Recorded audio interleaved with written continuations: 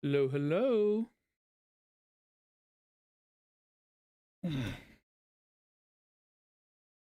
Getting back in the swing of things.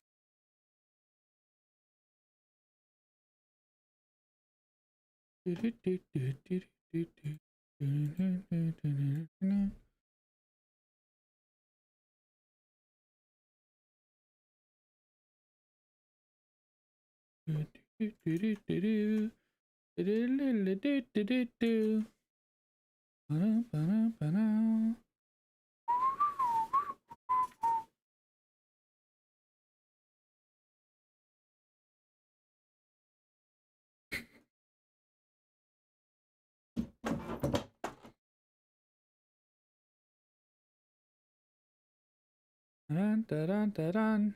Dun, dun, dun, dun, dun, dun, dun. Bum, bum, bum, bum, bum. Da-da-ba-da-ba-da-da-da. Da-da-da-da-da-da-da. Hi. Ugh. Hello there.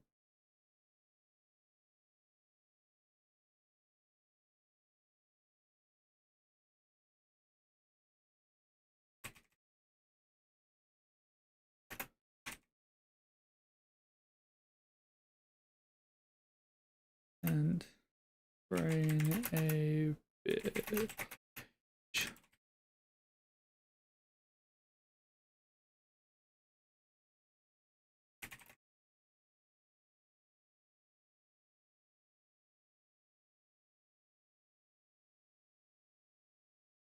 Give me one moment. If people are talking, I apologize. I can't currently see anything. No. All right. Ugh. I think we're gonna have a bit of a smaller stream today, so just because I'm getting back in the hang of things today. Ugh. But hopefully this can be my nice jump start, get my creative juices flowing to get back into making content. Because you got to be, at least for me, I've got to be in like a certain, I have the next video fully like recorded, but I need to be in a certain headspace for video editing, and I've just not been in that headspace. So this is supposed to be my jump back in, get back on the content grind set, kind of kicking the ass, or at least that's what I'm telling myself. And then tomorrow, I air quotes work from home, so that can get me a bit of, that gives me like a dedicated time to work on it too. So it's the win-win, two shots. I always find when you start habit building, it's important, at least to me, it's important to oh, my brain just completely crapped out. Oh, it's important to get a positive ball rolling in the beginning. So it's not just like, oh, and now it's not just like, I'm going to do this thing, and then you don't get immediate feedback, and then you just stop doing it because you're like, well, never mind. So we got to get myself in the headspace and got to start setting up that mindset and all that jazz. At least that's what I'm telling myself. And really, what is more real than the lies that we tell ourselves? Why did it search for a question mark? I have no idea. I don't know what's wrong. Do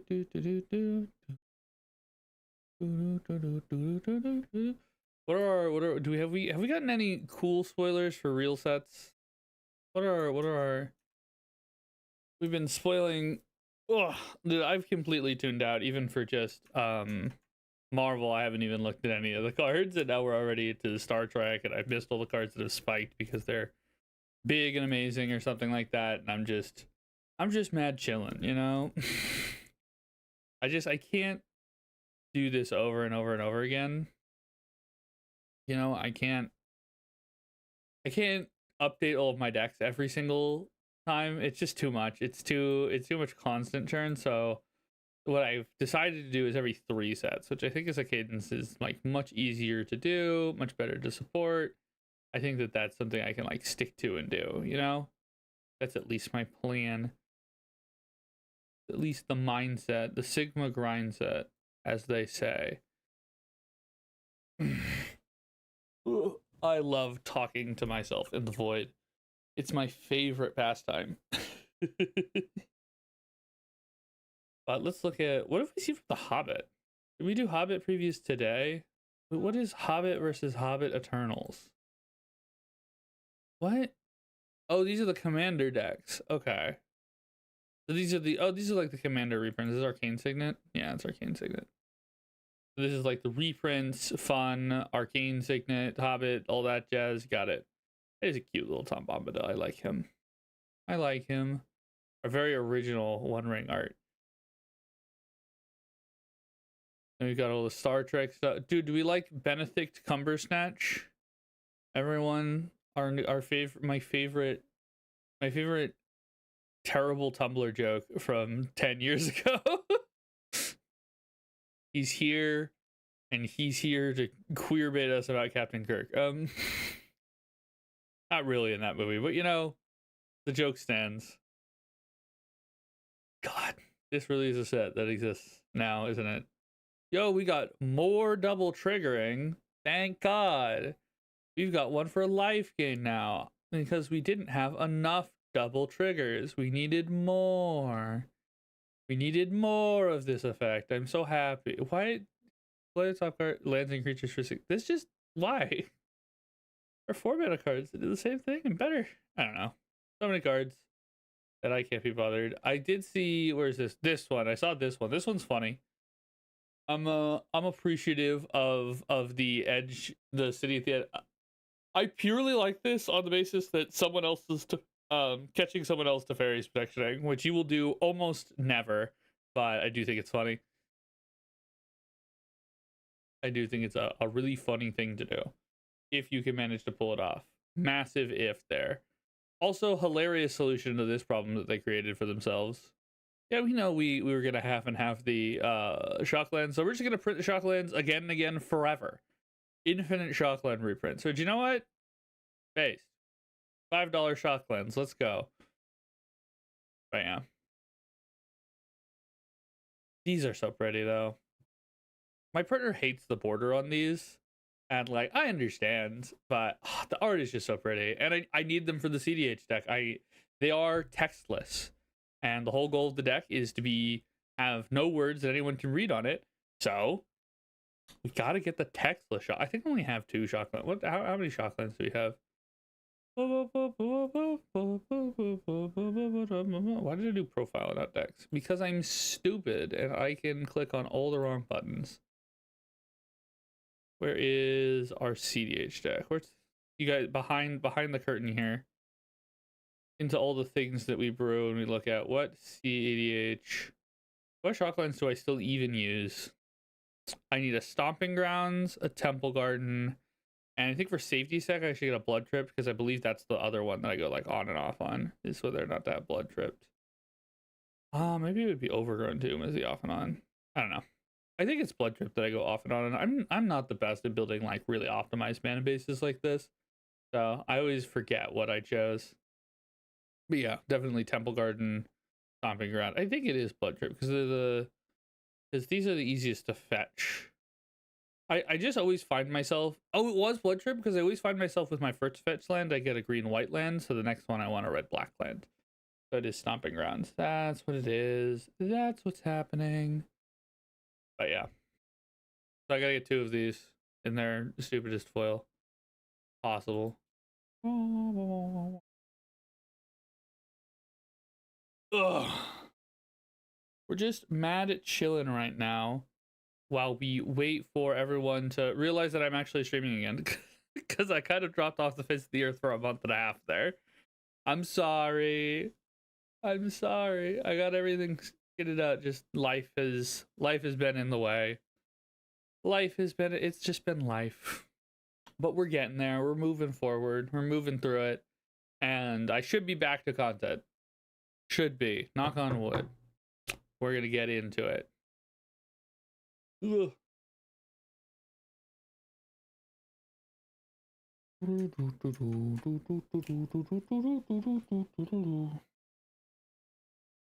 Ugh. What are other spoilers that we've been getting? That it? That's really all the spoilers we got. I feel like isn't this weekend? And oh, I guess it's Friday. For some, or it's Thursday. For some reason, I thought it was way later in the week than it is. Yeah, we haven't had any spoilers yet. Hi, sweetie. Hi, sweetie. Is tomorrow. More spoilers tomorrow.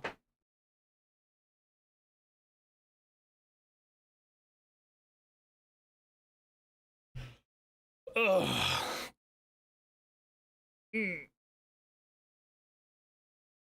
Yeah, for now we mad chillin'. Is anyone done? Let's look at some superhero cards. I know I'm behind the times. We're behind the time. What are the? Can I sort? Now I should be able to sort by EDH rank, so I can just get the stuff that people have been playing hilariously. All the reprints. Very funny game. Very haha. What the heck is set review setting? Okay, it's just like parsing it by set, I guess. I wish I knew all of these. What if we go by price? Is that a proxy for playability? No, it's a proxy for look at all the shiniest looking cardboard possible. Oh my god, the card they printed to just automatically go in all the decks of a certain commander color is the most expensive card. Oh my god. I don't know why. These cards are so uninspired to me that I like refuse to play them. It's not even like a principled stance against Universes Beyond. I guess I'm like fine. I lost the battle. I'm growing to accept that this makes people happy, and so I will exist with it. But like these cards in particular, you just cannot get me to like I'm gonna be running King T'Challa and like stuff.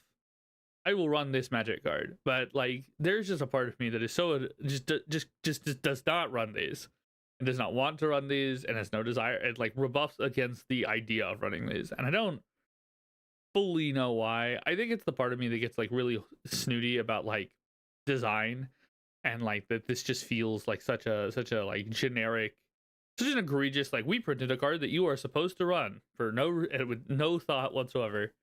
I think that's why I kind of like rebuff against this one and the Soul Stone. Also they're horribly expensive, but I mean I'm the kind of person who burns cash on land, so like that's not even that big of a deal to me. So, but yeah, there's just a part of me that never wants to run these cards and just can't get myself to. I just can't. I don't know. I'd love to have more concrete reasoning, especially for like my excluding of Soul Ring is like very concrete. I have like a whole set of reasons I can lecture for hours and hours and hours on, but like this, I just is like I don't know, man. It just feels, I don't know. These cards make me feel bad, so I don't play them.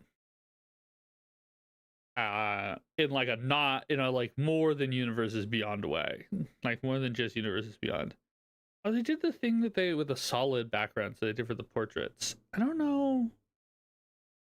When they did the portraits, this looked really bad.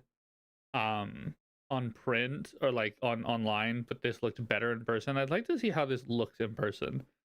I wish they could have committed to like a Vanta black background. I understand why they didn't, but like, that would look good. All the colors, just when you see them in like their PNG form like this, it's just like they're not the colors feel flat in a way that like you'd think it'd make these guys pop better. Maybe it's the line art. Because like this one kind of pops and this one not super, like this section pops, but not this.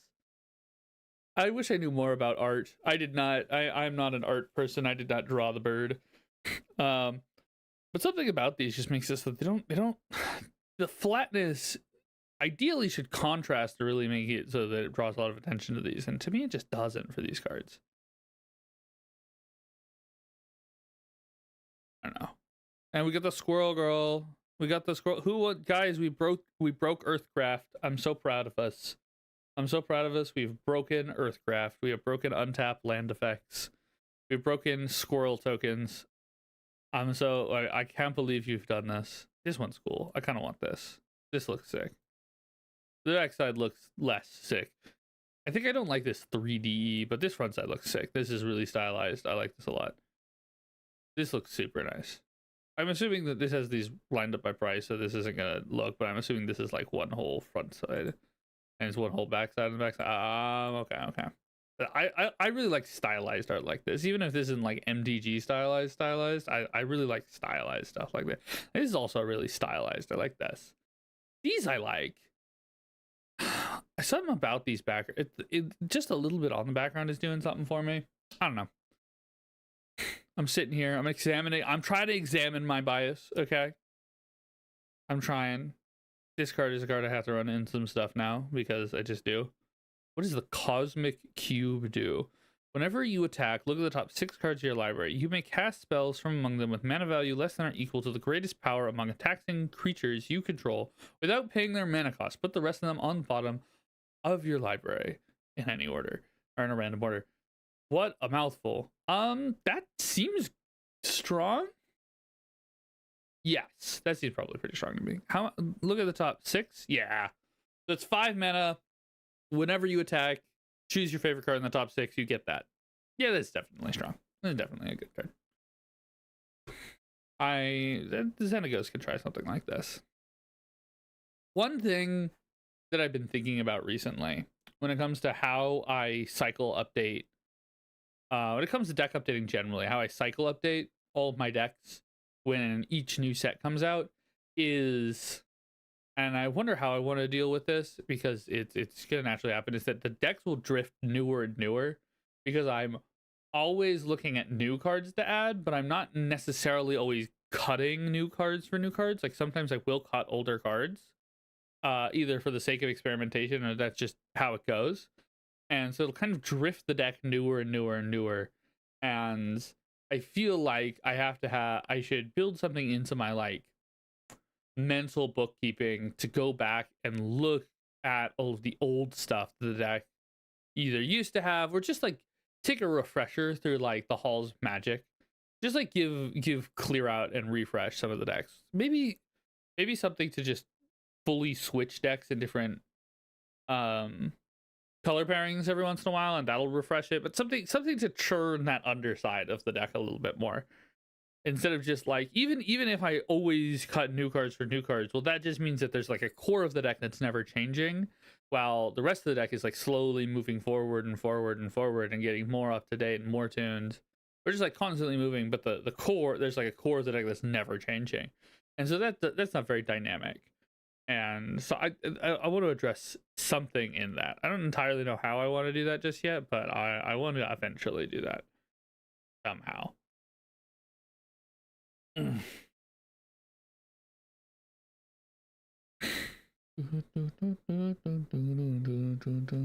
Captain America's shield. The shield is you know what? This makes sense. The shield is indestructible, but the creature doesn't get. How many cards are like this? How many? This is an interesting question. It's interesting to me at least. Indestructible. I can spell words good. I promise. Equipment.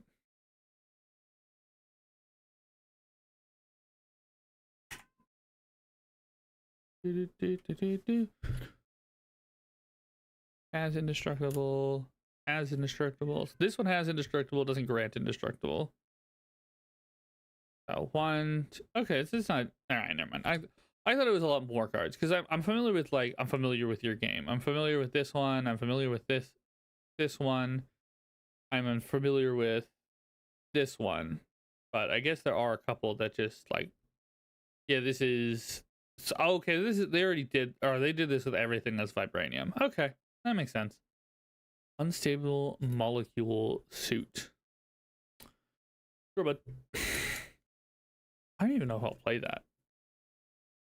I don't know, dude. I will say I guess the Lotus Ring too.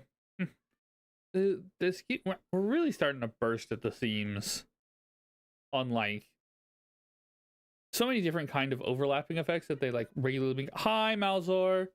That they regularly make extras of, like things like commander protection.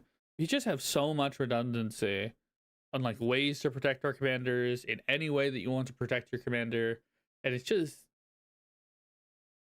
it makes it hard. Affects, I know I have my like whole video on like breakpoints and like how to update your breakpoints and thresholds on like my constant discussion on like how to figure out what a good and a bad magic card are.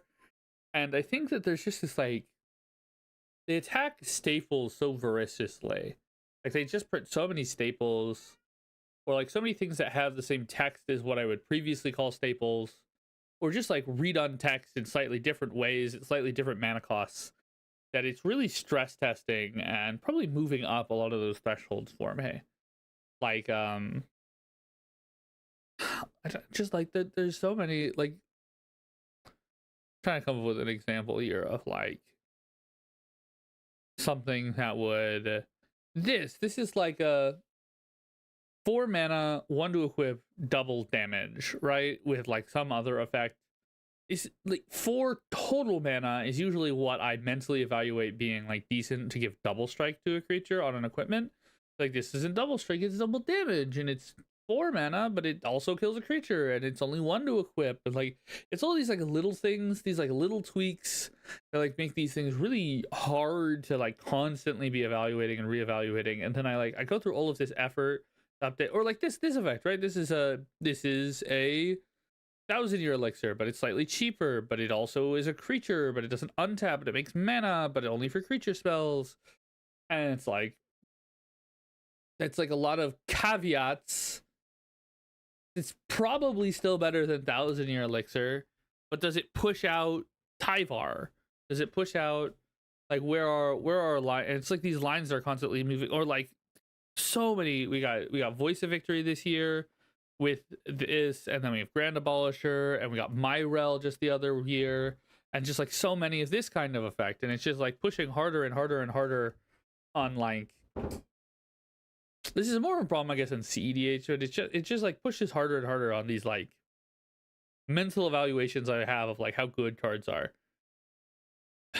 Yeah, it's so many cards, and it's so many cards that do very similar things, but not quite the same. Like, you know, the whole yoink into it. They yoink and twist these things in ways that are just like, yeah, is that better? Like, I don't know. There were like years and years where they printed cards and they were like good cards. Like right after the Fire Design era, there was like lots of printing of lots of cards with lots of words. But like, I basically ran nothing from Dominaria, or like Crimson Vow or Midnight Hunt or Dominaria or Brothers War. Like those sets vary, and Streets of New Cabana, all those sets, like those are lots of sets, and that's when we started cranking up to 6 sets a year. But outside of if I wanted to build commanders specifically for those sets, a lot of the time, unless maybe 1 or 2 of the decks I'm building have an archetype that overlaps with the deck, with the new set, and I've got to think about it. But like for the most part, those sets were so tangential to my decks that there were maybe 3 to 6 cards I'd like really have to look at, because the rest I could kind of be like, not for me, or like this isn't past my threshold, or not for me. And these sets, it's not just that there are so many cards, but there are so many cards that are like nipping at the edges, or just are like I have to consider Jennifer Waltz / the She-Hulk, right? This is a card that is in any deck that's running like Voice of Victory. I should consider this card. It is a big honking idiot that what does this do? Whenever a creature you control is dealt damage, you may have She-Hulk deal that much damage to any target. Like this is legitimately in some of my decks more useful than Voice of Victory is. Also, just all the decks that I didn't add Voice of Victory to. Well, now maybe this card is good in that deck, and now I have to run through the gambit. I have to think about it again. Or like Shang-Chi here, like now all of my decks that have maybe not run 1,000-year elixir, well, maybe they do want Shang-Chi, or the decks that would have wanted a second one of this effect well, now I have to find a place. It's just like, and there's just lots. It's just lots of things that are just like right, or like Loki. Like, oh, does this have to? This might want to be in my control decks, but are the control decks the kinds of control decks that Loki enables well? I don't know. Um, and like it's just all these, like, this could go in Ruhan, but that's also kind of like a weird thing to do, and it just makes it so there's constantly evaluating the decks, and I think to go back to the recency bias that the decks are slowly taking on, I think it makes me want to experiment. Like, this is a card I'd love to experiment with in Ruhan. I think it's like a fun, weird thing to do in like an equipment deck, where like you get to draw cards off of your equip cost. That's kind of cool. That's neat. This is a neat thing to be doing. It's like a not a typical way that Voltron gets to draw cards. But then every time I say that's neat, I want to experiment with this, or that's neat, I want to experiment with Bruce Banner in my Hydra's deck, or I want to experiment with Monica in, I don't have a deck for Monica, but Monica would be good in like a non-creatures deck, like a Narset. Anytime I want to experiment with one of these cards, well, that's a slot, because they're like synergizing with my decks in these like cross-sectional ways. Well, now, because they don't have a process for going back and reviewing older things, it kind of slowly morphs these decks in these weird ways, where these experiments are now the things that are available to be cut. And so I'm constantly cutting the experiments, or what really tends to happen is that, like, as they print more and more staple-y kind of cards, I cut more and more of the interesting things that the original deck had for all of these cards, that I'm like, well, this just does the central task of the deck better, so I'm going to cut the interesting thing for that's like doing the central task poorly, because I think it's because I needed something that did it kind of, but not well, and then I end up cutting all of those for like, well, they just printed this card that does it correctly, I'll just run more of those, and that also like takes the edge off of the deck slowly over time. But yeah.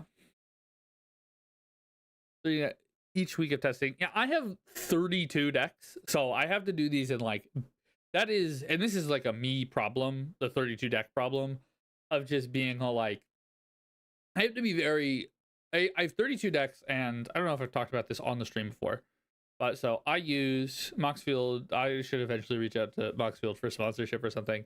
So this is my collection. I track my whole collection here in Moxfield. And I don't just track it, this is going to be an easier way to show it. I track where it all is. This is all of my these are where all of my, because I use proxies as well as real cards. So these are all of my real cards and all of my proxies. So I've got to track all of this. And so I have to, I want to approach deck building in kind of a systematized manner, just to make sure that I don't like lose track of cards or lose track of my place at updating, and like, so that I can update in big batches, and I know what decks are up to date and what decks aren't.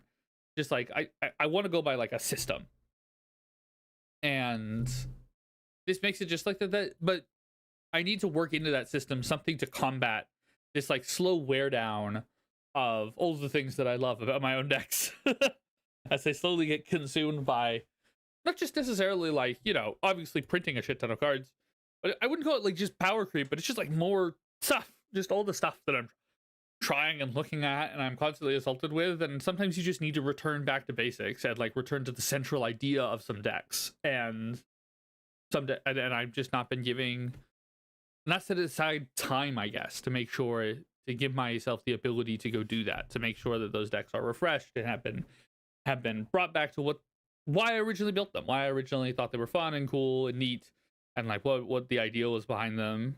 Because all of my decks, and this is kind of just like I will say this is more of an intellectual complaint than it is like I'm not having fun playing Magic anymore because they're releasing too many sets. Like, that's not true. I'm having fun. I'm having plenty of fun. It's just another thing to juggle on top of like constantly trying to refine the decks to make sure they're not too strong, and constantly trying to refine make sure the decks are doing varied things, and just trying to keep myself engaged, and then obviously trying to get back into making content for the channel because I've been kind of MIA. Like, it's all of this stuff. It's just like it just means Magic takes more and more and more of my time as life goes on. And I mean, what the end answer is probably going to be that I'm probably going to give up the fight and just be a sensible individual and drop back down to like 6 set core decks that I'm constantly assembling, disassembling, assembling, and disassembling. Instead of like 32, which is an ungodly amount. But I do love all the decks that I play. I do love them. Cut to I don't care much for Job. I've been watching Arrested Development recently. I love most of the decks that I play. Maybe not all of them, but most of the decks I love these decks. I'm really sad I don't get to play the bracket 4 ones very much. I got to this Monday play just a whole day's worth of what decks? This one and where's the other one? This one. Just a whole day's worth of just getting to. Well, I only got to play this one like twice. This deck is just. Hey, did you want to make Zada way? Hey, what if we took the limits off of Zada? This card's crazy. I probably shouldn't. This creature is not legendary and probably shouldn't be, but this deck is a crazy deck. But this deck was a lot of fun. I got to play this a bunch and got to get more used to my tutor lines and stuff, which is a lot of fun. If you want to know how bad you can make landfall, by the way, you can make it pretty devastating. I'm doing this is I call the deck jailbreak. This is just I'm being an absolute shithead of a shithead deck. This is just my pet, like, okay, I'm gonna do whatever the fuck I want. Hell, my friends be damned. Anyone else having fun be damned. We're gonna pull some shithead magic. So we got the extra turn spells, dude. The other day, that Monday, I mana vaulted into a turn 2 Panoptic Mirror so that I could stick where is it? Summer's Bloom under it. Shit was sick. I gotta cast Summer's Bloom every turn for low cost of 7 mana. Was it better to just play my commander on turn 2 and then turn 3 play Summer's Bloom and just play a bunch of lands and do it how I wanted? Yes, that would have been better, but yeah. This is the Simic deck. That everyone complains about. This is the Simic deck. No, I think this is more of a Jesus Christ. The Simic deck everyone complains about is just like a pile of power and toughness and draw slop. This, I will say, is a honed machine of Jesus Christ. How many game actions are you taking? This deck very rarely pulls the Simic bullshit of here's my 15-minute turn, now I pass. I mean, I'll pass, just not to you.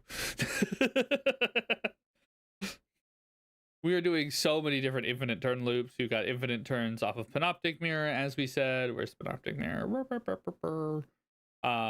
We have draw my entire deck and use Nexus of Fate to take infinite turns. We have, where is Mystic Sanctuary? So if you get a Mystic Sanctuary, and then you get a way to play lands from the graveyard and like a Zern Orb, some way to sacrifice a land, you then can take infinite turns that way. Because you just keep sacking your Mystic Sanctuary and then you play it again. Or just like you get 2 land drops and you get your bounce land. That's less common, but you get that. And it's just like this endless tract of hell. Mystic Sanctuary is great. And by great, I mean rightfully banned in Modern. This card is heinous. I don't know how this got printed. I don't know who looked at this and was like, yeah, fetchable Archaeomancer for free. That seems reasonable. We're gonna send it, print it. Fun fact, the second ability just checks that Mystic Sanctuary entered untapped. So if you force the issue with Spelunking, you don't need to hit the island requirement. Isn't that fun? Isn't that fun Magic the Gathering? We're playing some fun Magic the Gathering. Some fun and playful Magic the Gathering. Same with Horizon Explorer. If you use these to force it to enter untapped, it will just get you, it will count as if you had the 3 lands. I think that's fun. Wandering Minstrel. We love Wandering Minstrel. I have a friend who wants to build Wandering Minstrel CEDH. They're one of the pilot. Well, technically it's Nissa Resurgent Animist, but like it's Lumra. Um, it's a Lumra CDH deck right now. But they're running Nissa as the commander because for a bunch of niche specific reasons that Nissa they think Nissa is stronger. I'm inclined to agree with them that Nissa seems stronger. It seems a little more fragile, but like proactively removing the Nissa is a good way to just immediately lose to Rogsai. So I'm inclined to agree that Nissa's strong. But anyways, that person also wants to build Minstrel, Wandering Minstrel as a CDH deck. And I say more power to him. I think that would be fun. Who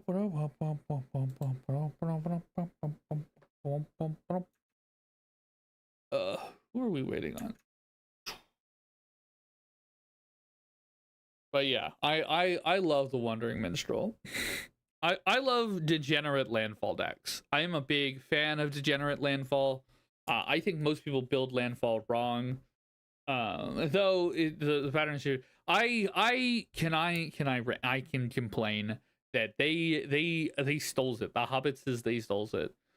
They were already starting to steal it. Where like I could tell the WotC had caught on when the printing of Aftermath, Analyst, and Lumra that they were catching on to like this is how you're supposed to build landfall.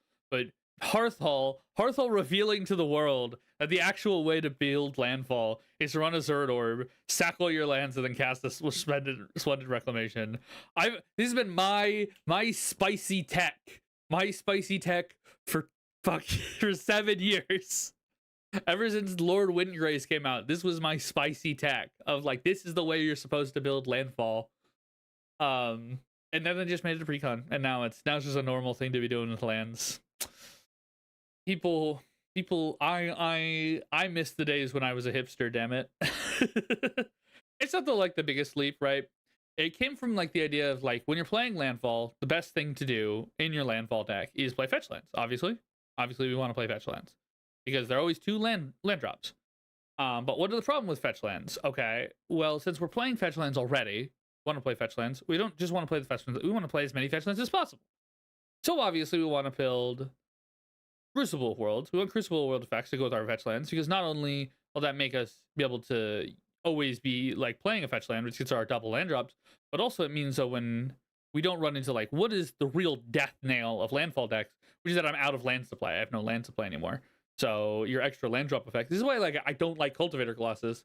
Cultivator Colossus does not solve a problem that landfall has. Landfall very rarely has the problem, oh shit, I've got 10 lands in my hand and no way to play them, and 7 turns into the game.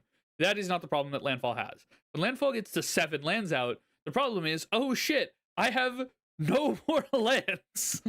This exploration does shit nothing anymore. But you solve that problem, right? By running a Fabled Bastion style of thing and a Crucible Worlds. All right. So for the longest time, I ran this little package. I would actually just straight up in every deck run Exploration, Burgeoning, or Exploration, Azusa, Crucible Worlds, and my off-color fetch lands. As like, this is just a rent package I run in every deck. And eventually it was like, okay, but eventually you run out of fetchables. And this, as they pushed more and more and more utility lands, I was running out of fetchables. I'm like, okay, well, we can use the same basic principle to still get our mana going up on mana every turn if I just sack the land to Zern Orb. I can tap like a Breeding Pool for green mana, sack it to Zern Orb, replay it, tap it for blue mana. So then we started running the Zern Orb. Like, well, if I'm running Zern Orb and I'm already running all of these fetch land effects, I already wanted these. Well, then we just want to run Splendid Reclamations.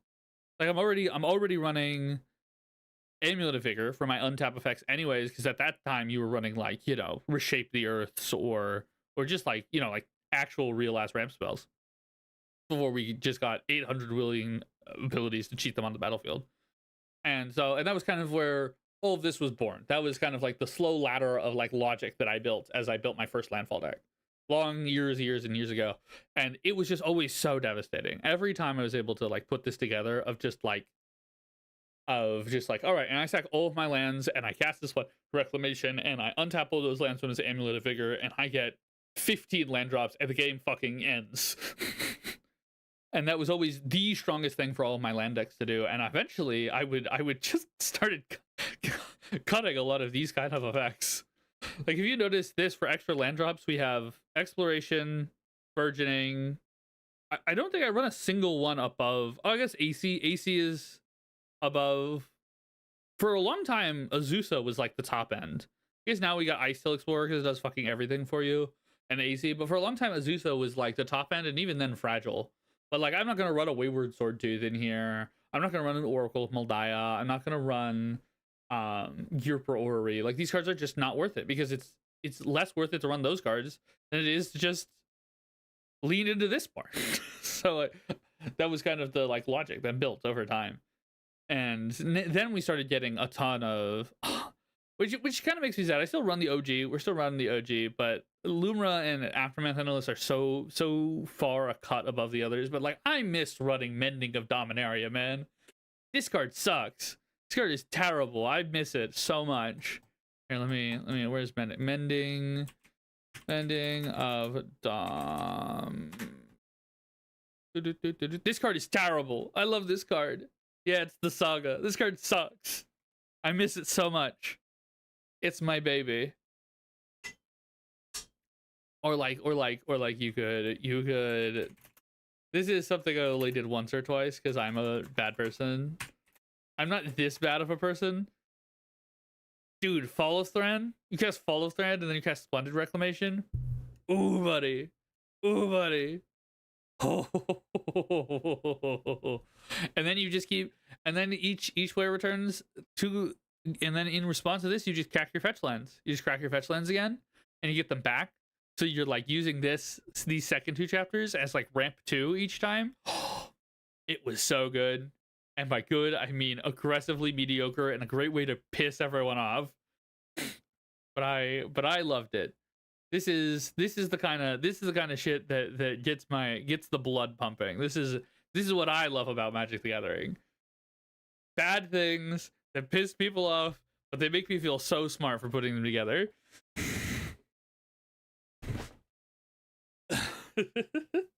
This is my I love stupid shit like this. I love I think I've shown this deck before on we're just touring through a bunch of my random shit. Wow, I see people are starting to trickle in, but I love this deck. This is my if anyone hasn't seen this is my greenless landfall deck. So no green, we're playing landfall. Let's go.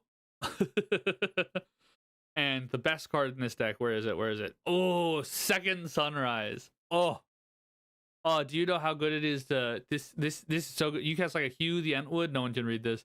You cast like a pitiless I plot Pitiless Carnage. I hold it in my hand until I have a Second Sunrise. I cast Pitiless Carnage. I sack all of my lands. I draw like 13 cards. I cast Second Sunrise. This doesn't say tapped, by the way. Oh, oh, it's so good. It's so much fun. It's if anyone likes the little Splendid Reclamation like loop, if you like that, if you like doing that, let me put you on game. Let me put you on some game here. These two cards, they also act as board wipe protection. Have I ever used them as that in the history of this deck? No, I've never done it at any point. But but it is a factual way. Some might even say the intended use of the card. Is it a way that I use the card? No. But it is very likely the intended use of the card. Oh, I love it. This deck is so fun. Do you like running mole modules so that I can return a land to the battlefield from amongst them? 5 mana, menace, attack, put a land into play? We are playing some powerful Magic here. Some powerful Magic together. Did you know that this triggers on fetch lands? Ooh, every time I crack a fetch land, every time I play a land from graveyard, I get a singular 3/3. Scute Swarm, eat your heart out. I'm here to play some bad Magic the Gathering. I promise that I'm a trustworthy source on how to build Magic decks. I promise. Oh goodness me. But yeah, this is I love stupid tricks with land drops and landfall and lands. I love doing them. Oh yeah, it's good in Greasefang. Wait 1 second. Oh, where is it? Why am I navigating this way? I don't know why I'm navigating this way. Boom. Where is it? Boom, boom, boom. Yeah, it's pretty good in Greasefang. I've played it a couple times. Really, it's really freaking good in Greasefang. I've Phoenix Fleet airship. We gotta put everything. We gotta put everything in the right printings. You know. That's right. That's right. I got the piss full. Is this up to $10? I got this for $5, but I got the piss full Hill Valor flagship. Let's go. Is this even that good at Greasefang? No, not really, but it's like fine. Like it's for 7. It's like, and then I get to draw a card. And I make like 2 pilots. Ooh.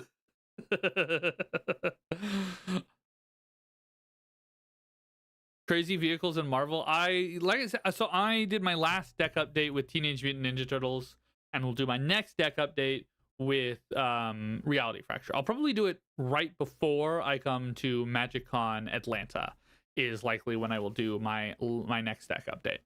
Is right when is Reality Fracture release date? Yeah, so I'll probably do it right before. I'll actually pay attention to this spoiler season, and I'll do it right before I come to Atlanta. So I should have up-to-date decks, like recently updated decks for Atlanta, that you guys can all help me figure out why they're bad, because I'm sure they're bad. I have no doubts that they are terrible, but I just have to. I'm on a constant quest of trying to pinpoint all these constant deck updates. One thing that comes from kind of like the split identity. Oh my god, $35. The split identity of like why I do these deck updates is that I find myself, because I'm constantly wanting to experiment with new cards, I am not doing anything, or I'm constantly chasing the fact that I am over adjusting the decks on power level. And so I think the next deck update, I'll definitely want to try new cards, but I might want to make a more concerted effort to, maybe I might like take some notes when I'm at MagicCon Atlanta, and like do a more concerted effort to like test out my refining for power levels, because it's been a while since I've actually refined my decks on power levels. I know how to clock which ones are out of whack, but like this one just got pushed to a 3 because it was too good, but it's like kind of not there as a 2, and just like this one has like kind of too spiky of draws and stuff like that. All right, I've been yapping for like an hour. Malzor, you are here, so we can start with you, because I haven't seen Ruby or Jackie yet. So we'll start with your deck here right now. And hopefully the other people show up while we're doing that. I have like regular play groups, but I like to play with outside people, because I find it valuable to constantly test the skill of like deck evaluation. Like that is, at least to me, an important skill to regularly test, because it makes sure that I'm not, especially since like, right, I make YouTube videos and I try to talk about this stuff. I don't want to be talking out my ass. So constantly testing my assertions is important to like make sure that I am not, I'm not talking shit with no basis for what I'm talking about. I'm talking on the basis of like how I balance stuff on my own. All right. Let's read your little deck primer. All right, so this is a bracket 2 Muddle the Ever-Changing deck. I really liked Muddle after buying the Secrets of Strixhaven Precon, so I decided to rebuild the deck around it instead. Mainly makes creatures that have really strong ETBs get Myriad by casting cantrips or clone effects. It can then end the game through usually burn or evasive beaters. Right now the curve feels a bit off, and sometimes I end up with too many spells and not enough creatures. I need some help adjusting the creature to spell ratio and finding more impactful and better costed things to give Myriad. All right, so we want big honking idiots. We want to clean up the spell to creature ratio a bit. Okay, you've already clued into what I kind of would want to do here, which is let's ignore the ratio and just cheat death, which does seem to be your you seem to have caught on to this. So I'll take a quick look and then we can do a quick play test and I'll give my notes. So this is Muddle. Whenever you cast an instant or sorcery, it becomes a copy of a non-legendary card. So we're trying to refrain from having legendaries. Except it also has Myriad. Got it. All right. So Prepared is a good solution to this. Pinnacle. So this is I'm just going to cheat death. So I'm going to use Prepared spells or Prepared creatures. I'm going to use, this is the one I would use. It's just like, I'm going to use things that enter the battlefield and give me my spell back. So that I always have a spell to cast because I'm just giving it back to myself. I'm never, ever, ever actually dealing with this problem. But obviously, I don't know if there's enough of a density. I mean, there are more than this, so we could run more of these. Anyways, yep, Ashling sequences really well. I'm pro doing this.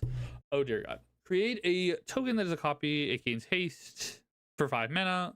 When this enters, or whenever one or more creature tokens you control deal combat damage to a player, it becomes prepared. That seems perfect. There's like 5. Yeah, there's a lot. I don't know how much I love Ornithopter of Paradise, but I get the gist. I get the vibe here. We're trying to go 2/4. It's fine. Yeah, 2/4 is probably fine because then we want like impactful 3 is the thing. The really funny thing here is that you kind of want 2, 4, and then you want 3 and like a 2-drop instant or sorcery. It's kind of the funny thing going. So you don't have a lot of 3s either. Your creature count is definitely really low. It does strike me that you probably are struggling to get enough creatures to like do anything. It's not I'll go through the playtest. So I try to refrain my comments to the playtest. This card's cool. That's okay. This is the best card in your deck. I hate the initiative with a burning passion. Haha, funny. What are you? Deals combat damage. You may sacrifice it and draw. Ooh. Okay. This is terrible. Don't cut this. This is awesome. It's super bad. Yep. Stop, Hans. It's the Lurgoyf. Oh, that's actually super good. That's fucked up with Myriad, actually. That's really fucked up.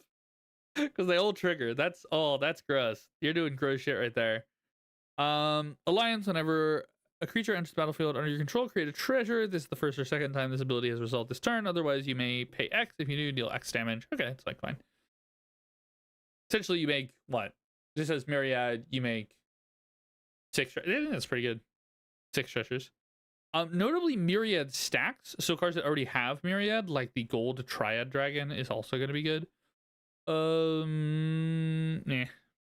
card's mid. Very funny. Someone pulled something from a pack. We pay him 5 mana? 2 treasures every turn? We pay him 5 mana? There's Gold Spin Dragon. He's right here. You just run Gold Spin Dragon. Alright.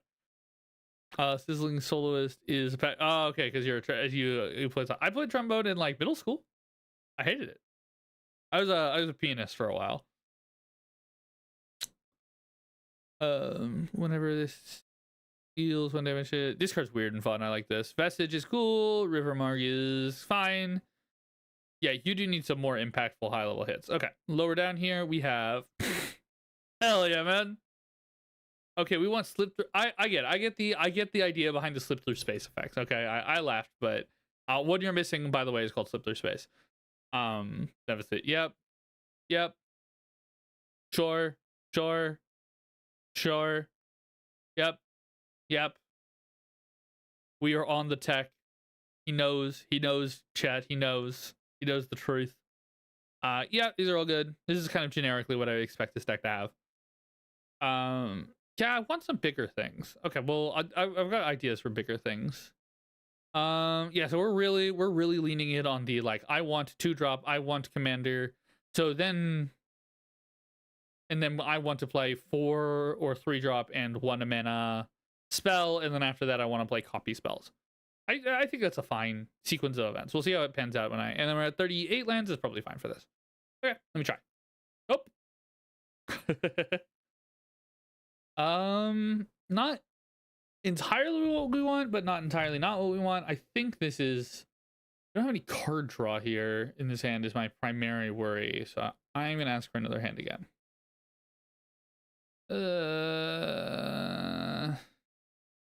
Okay, we will play test this hand. I'm going to put your Tron bonus on the bottom. I'm very sorry.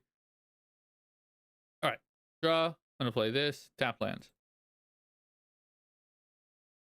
I guess I'll play... Oh, this is looking for... Yeah, this is always going to be a tap land. No, this is... Maybe if I get a mountain. All right, I'll play this tap land.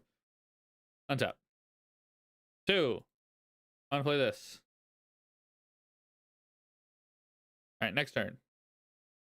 I'm going to attack. I'm going to draw a card off of this because it can't be blocked, right? Yep, can't be blocked. He'll choose one that has not been chosen. Yep. I will play land. Someone will do something. I will sing into super it. And we'll assume that no one does anything. I want to sing into super on turn 3. On turn 2, do I want to cast this as a thing? Yeah, I'll do that. Copy of target creature. Yeah, we'll do that. 1, 2, 3. I get another one of these. Untap. We are really struggling to find that red land. I'm going to attack and attack. This will get 2 counters, and this will draw a card. I'll play this flipped. I'll play 1, 2, 3, 4. All right, we'll play that. Oh my god.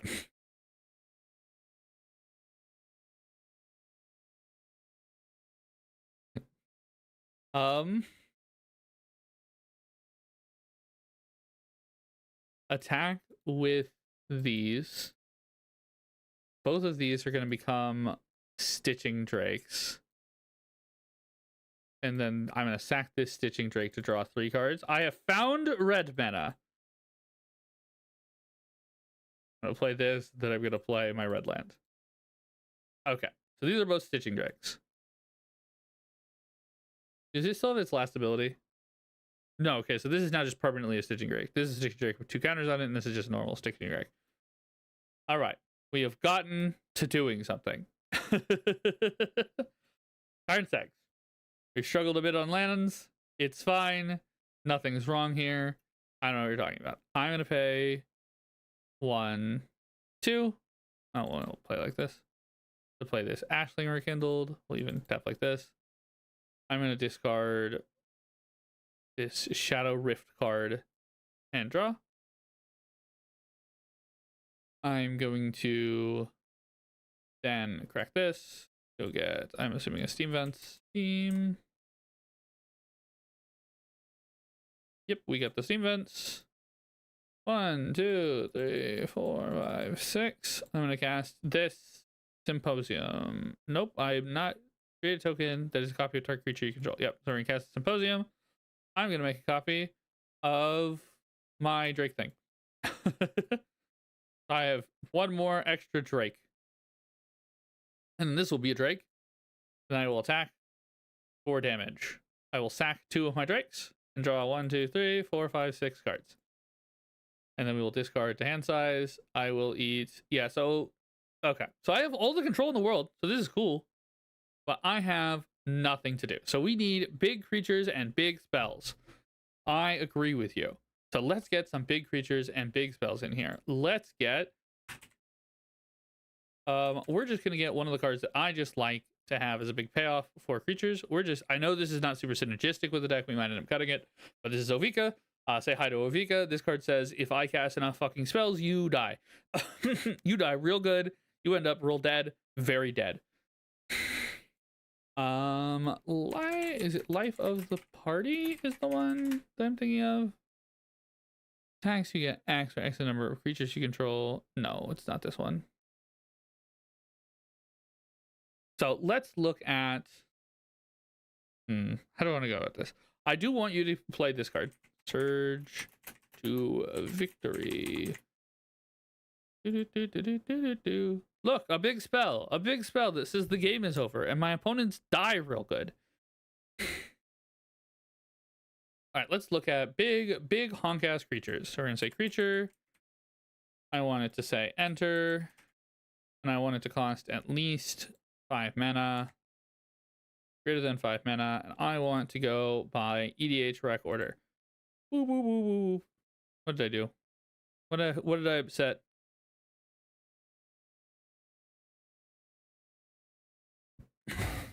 Why are we upset? Syntax, what have I done wrong? In my head, all of this is right. Creature, enter. Oh, type. Ignore me. Ignore me. Shh. Shh. Everything's fine. Do we want just more things that say, enter the battlefield, my opponent fucking dies? Or do we want, I think you have enough control. I think we want more, enter the battlefield, my opponent fucking dies. So something like, oh, Thriftfold Hunger Hulk isn't good to copy is the thing. We want to know what it is? Junkwinder.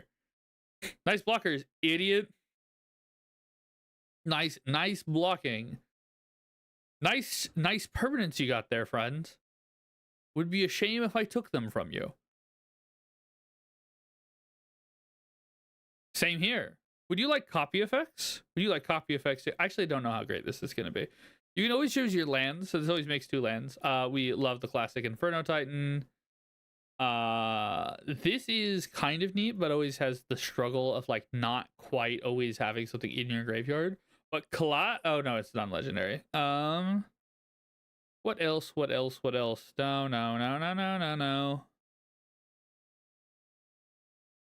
No. No, it's time set at the wrong time.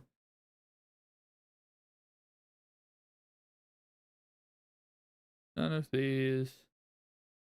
There we go. There we go. I hit you with bonk. Hi, Ruby. You're totally fine. We are doing Malzore's deck. We are doing essentially Izzet Blink. And I declare my opponent is going to be bonked upside the head. I've been recommending this Havoc Eater card for a lot of you guys, even though this is a card that I almost never run. You know what? Normally this is but it's a legendary. Darn it. Normally I hate this card, and here I also hate this card. I was gonna say, like, it tapping all the creatures is kind of fun. But that does give me, and we got Dream Eater. Here's another big honking thing. We're looking for big honking people die style effects. So this is, I draw a million cards. The deck wasn't really struggling to draw a million cards. Maybe I don't want so many I draw a million cards effects. All right, these, we're getting into junk down here. I also want, yeah, this is all, I think, junk. We also want effects that like stack. So if we want multiples of them, they're going to make things stronger and stronger and stronger. So what's the name of the dragon that doubles damage? Oh, wait. Here in a minute, I'll use them 4 because we missed a couple good ones. Oh my god. Please stop. Please fix. Let's fix. Give me some good cards here. I know of them. Yeah, Twin Flame Tyrant. So here's the idea. If you have a bunch of Twin Flame Tyrant, we got Terror of the Peaks.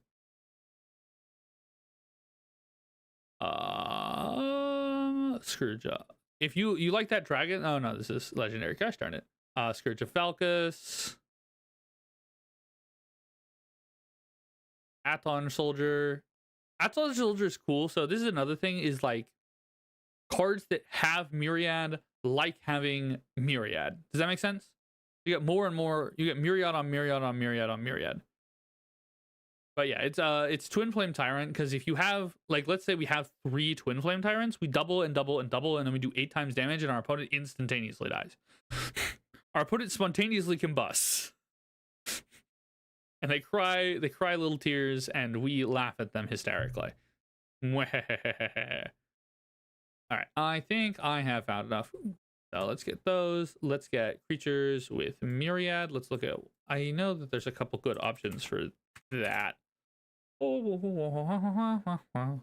I want this one, and I want. Isn't there a creature? I thought there was a red creature that. No, it doesn't seem. It seems I'm a crazy person. Okay, I thought there was a red creature that had myriad. Then we want. I like enduring, courage, enduring, curiosity, twin flame, tyrant. All right, I have found you. Big. This is actually gonna end up being necessary. We have found you, big honking idiots. Last one, master of the waves. Master of waves? Am I stupid? Wave. Yeah, master of waves. Womp womp. Look at that. I just make so many dudes. Look at all my dudes. Present to you dudes. The big honking beatdown. So many big beatdown effects.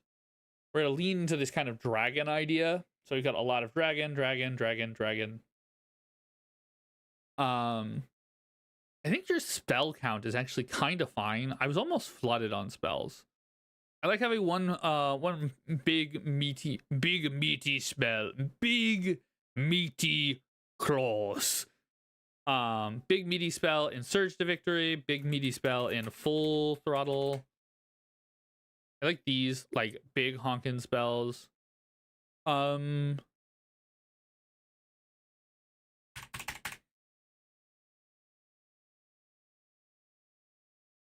kind of sticking to bracket 2, so we might not want to do... What do we feel about doing this?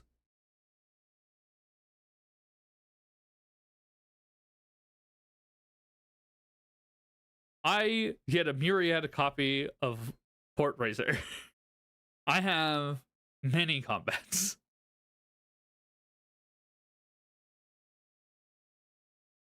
I guess it's just typical Port Razor nonsense. Hi! Oh, jeez. What do we think about having many combats? It's not infinite blockers. It's infinite blockers if you can keep casting spells, if that makes sense. It's not infinite, because what will happen is that the Port Razor can't attack players it's already attacked.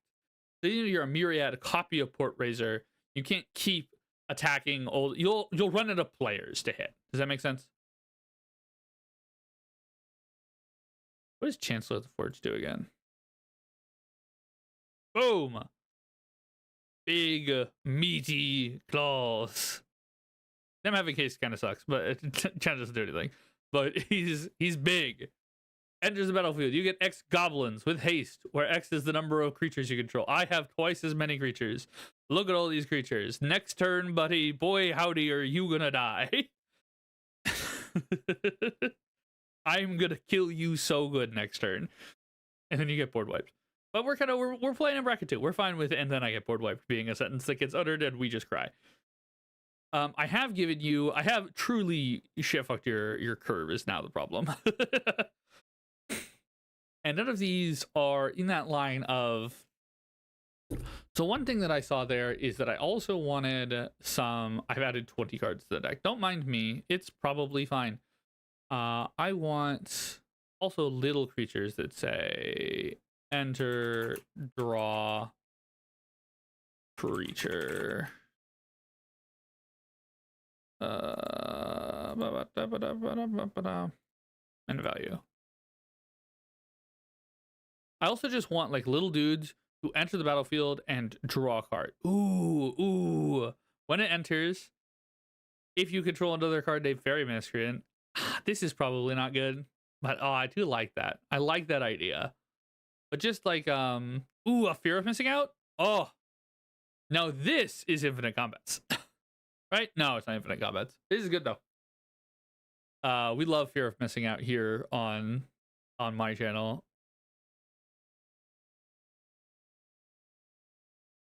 Yeah, this list is it Blink via Myriad is what we are currently trying to do. And I think it's a decent idea. I like the idea. We're trying to get it a little more completed here.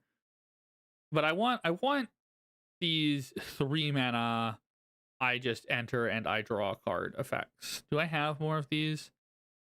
It's 3 mana I enter and I bounce. We can do champion. Champion's okay.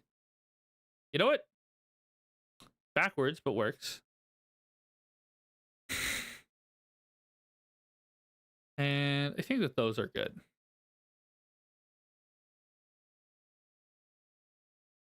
Yeah, you can copy your all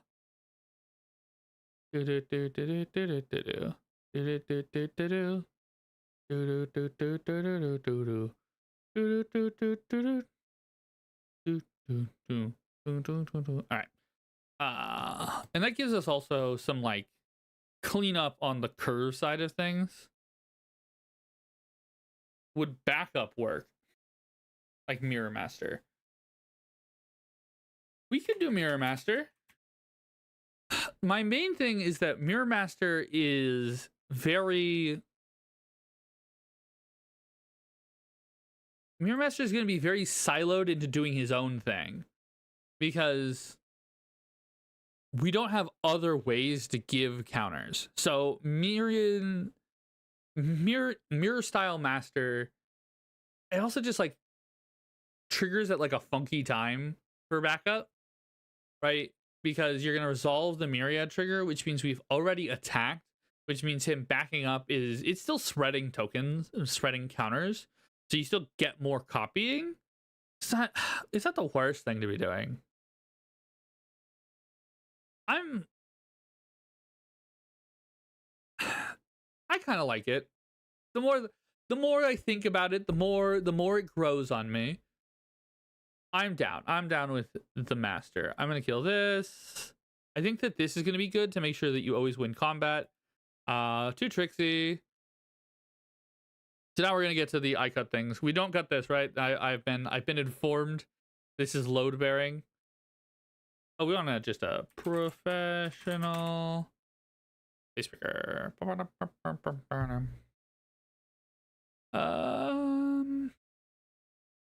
It's like I would rather have a face breaker than a plunderer. Sure, I'll take a jump. Come on in, jump.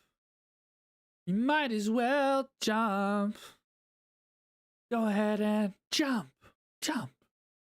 I think I still like the Rose Room Treasurer though, for the same reasons that I like the professional face breaker. I like this. Who is mean to you in your playgroup? Who is this specific? Who are you specifically pointing you to and saying "fuck you, Gary"? Just out of sheer curiosity, who's Gary, and what did he do to you?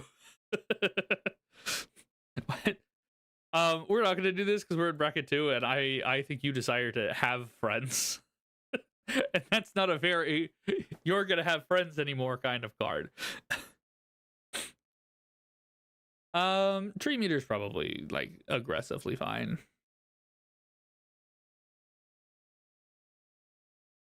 It usually kills you. You have a pretty, yeah, you have a stacked enough metabase that this is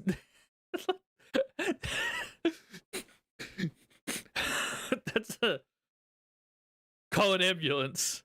But for me, I shot myself in the foot. Please. All right, so that gives I should cut a few more of these creatures. I don't know what this what is fine. If you complete a dungeon, no, we're not doing this. I refuse. I know what taking it. I get it. You're taking the initiative. You get 2 initiatives. You get through the dungeon very quickly. I understand. No. I see the vision. I hate it. Now. What else? Inferno Titan is just not in as strong as the rest of things going on here. Dude, do we like Chancellor of the Forge though? I think this is pretty sick. This is pretty sick, right? Enters. Do you myriad copy this dude? Ooh, boy howdy. Boy howdy. Is that gonna be strong to copy? Yes, the fact that they have haste is not gonna be very useful unless we have one of our new take extra combat spells. Ooh, then we got some spice. Then we got sugar and spice and everything nice right there. Ooh, yummy. I'm pro doing that. All right, I do think we can cut. I like these. Probably fine. Imparticle, yeah, it's probably fine. We slip. through. Do we want to run Blade of Cells as kind of a backup? Just in case your opponents play keep away with your commander. Its sequence is a little awkward, but it's easier than casting your commander a second time, is my thought process. More Myriad. Also, yeah, like stacks with your commander. Obviously, right now, your commander can only copy one creature, which means you're only ever going to get one creature, which means it's like, eh. We're going to kill this one. These are all probably fine. Monstrous Rage like gets cast at really weird times. I don't like Monstrous Rage as much. I think I like all of these. Yeah, these are all good. Probably a good idea. Yeah. Do we want to be a problem? Have we intentionally avoided doing this? Or did we not realize that this was an option? Would you like to keep your Myriad copies? How does that make you feel? Yes, I'd like to keep them. Let me go back up here while you think about that. Sphinx of the Thune, I think, is going to be like... just a nice big card draw engine, but I think it's probably pretty mediocre.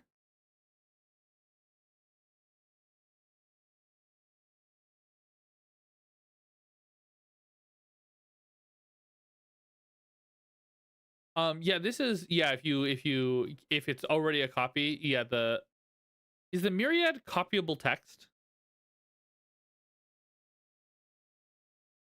It has Myriad. Hard rulings. Any enters of the copy trigger will trigger on it entering. Yes, each token copies exactly what was printed on the original card and nothing else. It does not copy tapped, untapped. Yeah. Have its own trigger. Yeah, it only happens once. Copy tokens. If the copied creature is a token, muddled copies the original characteristics of that token as stated. Yep, defending player. All it causes. If an instance of Myriad creates more than one token, no, that's...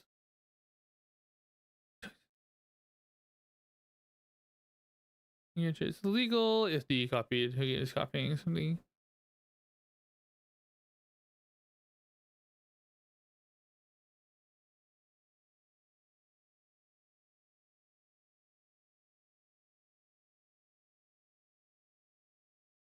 I wonder, do the token copies have Myriad? Is my only question.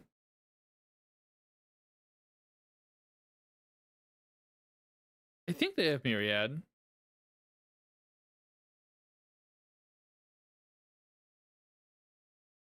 I'd have to ask a judge friend on whether or not the tokens still have Myriad, because I don't know if it's copyable text. I think it's copyable text. I think so. I think it's part of the base. I think it's copyable text. I would, if you have any like judge friends or judges at your local like at your LGS, ask them before you pull it off in a game, just in case. Because that's in my mind, that is very much a gray area. That's not a given that is how that works. Usually temporary characteristics are not copied. But I don't know if it's technically a temporary characteristic or if it's an aspect. Because I do know if you copy Aton Soldier, that copy has Myriad. So I'm inclined to believe that you're interpreting this correctly. I think that you're right, but I think it's important to make sure of that. With that in mind, completely separate fact, this is copying things that's already in play, and we're mostly using Enters effects. So while I do love Enduring Courage as like a way to propagate damage, I don't actually think he's very good. Just because like you don't need to make sure that you're not. I like Enduring Courage in decks that really like the haste, even though myriading Enduring Courage is pretty strong. But if you're myriading Enduring Courage, then you're not making creature tokens during combat. Yeah, it's weird. Yeah, there's the guy who gives Myriad with Lieutenant, but that is temporarily granting the effect. So that is not permanently there. I'll kill the Season's Pyromancer. I think this is a neat idea, but it's probably not the best idea. Now that we've really clattered ourselves with 5-drop, now we have a weirder sequence of events. I think we still end up with the same sequence that we like, of like... I'm wondering what I've done to your curve by doing this. Do I need as many 3-drops now? Because I've also added 2 nice 4-drops, and then like a lot of big top end here. What is our average curve? What did I do to it? It's still low, but I've added some like big spells. To be fair, I've been neutral between... I've been fairly neutral on cutting for smaller spells. I've added a little bit to bring this mana cost up. Let's also just throw a Ponder at you, just to really help with this kind of going through on stuff. We have a Lorian's Revealed too. I think you can kill 1 land because you're at 39 technically right now. And we're gonna kill our non-conditional tapped land. I know, it's price 1. I understand. Goodbye.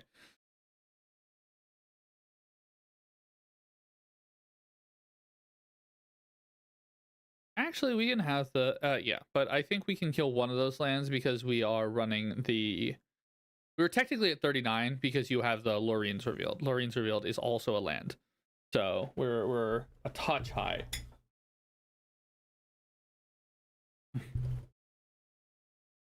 All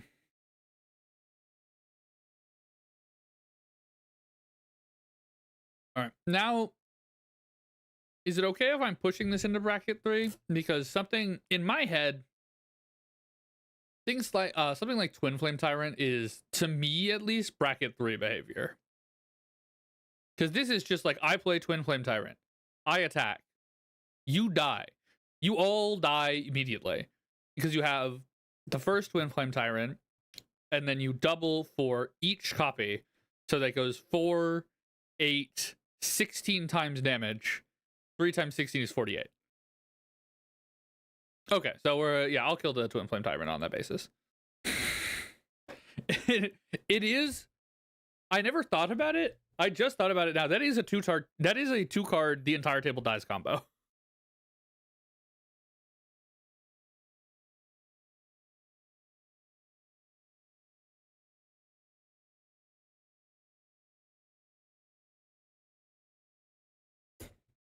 Sorry, eating food.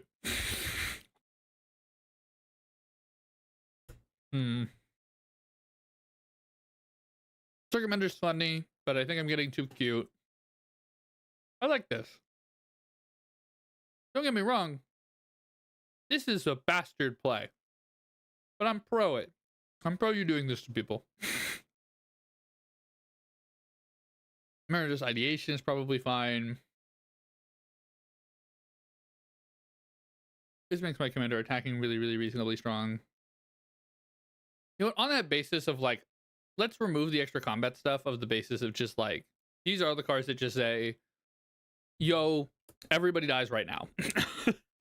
And I think we kind of want to avoid doing that.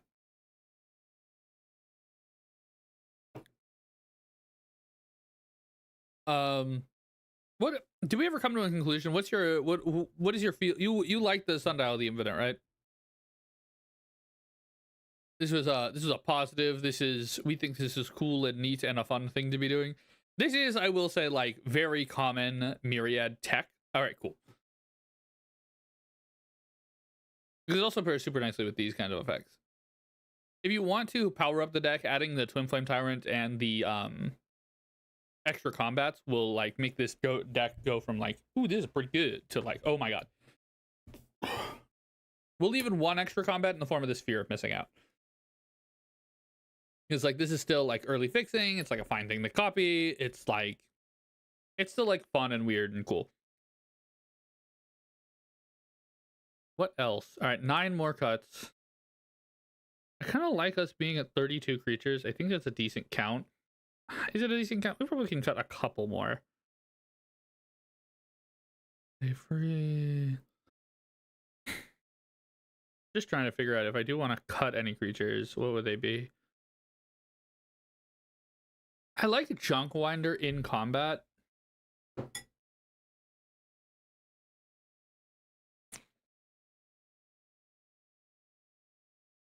Oh, this card is sick, Lilith. This card is like a powerhouse.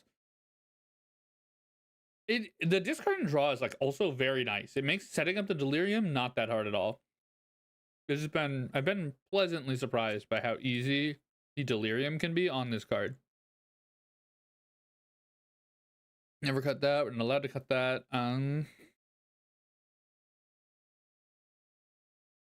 think I'm gonna just kill this. Like it returns 2.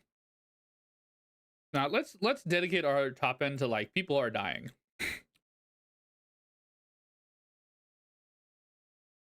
Because I've got a feeling that a play pattern of this deck is like you get to a point where you have out like something that consistently draws cards, or like something like that that consistently bounces something.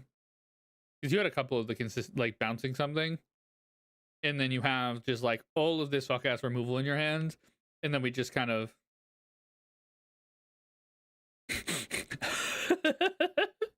sure we can cut the terror. Why does your pot 8 Terror the Peaks? I mean, it's another just very strong card in this deck, so like, fair game. But like, why?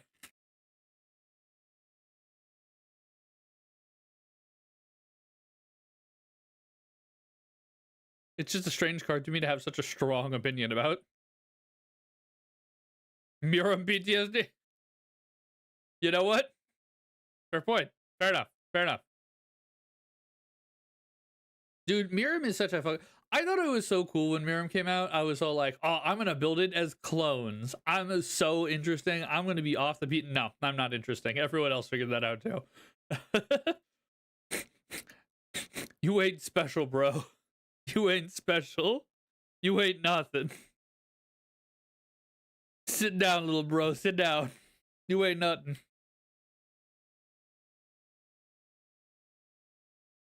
Under the idea of like copying your commander, because this makes them non-legendary, right?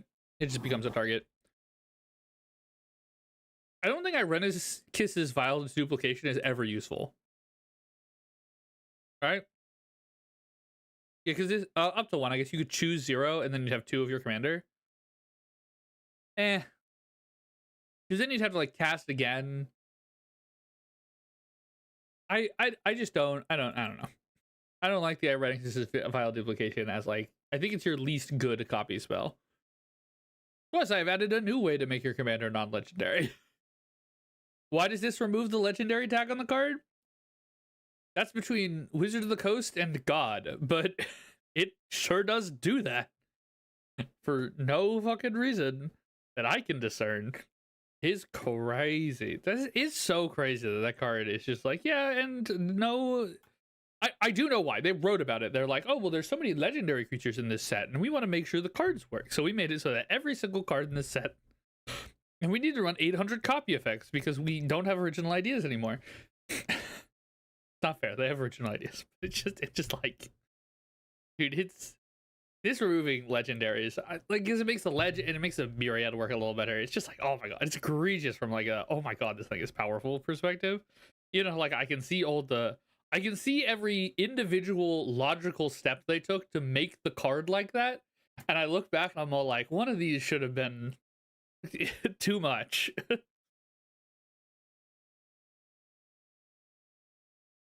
They did that with Marvel too. God damn it. You can't put the bag. You can't put it back in the bag once you do it with these kind of effects. I'm gonna have killed we're gonna kill this Op on the basis that it has become Ponder, because Ponder is gonna be better than Opt at actually like finding you the next thing you want to do, and the next thing you want to do, and the next thing you want to do.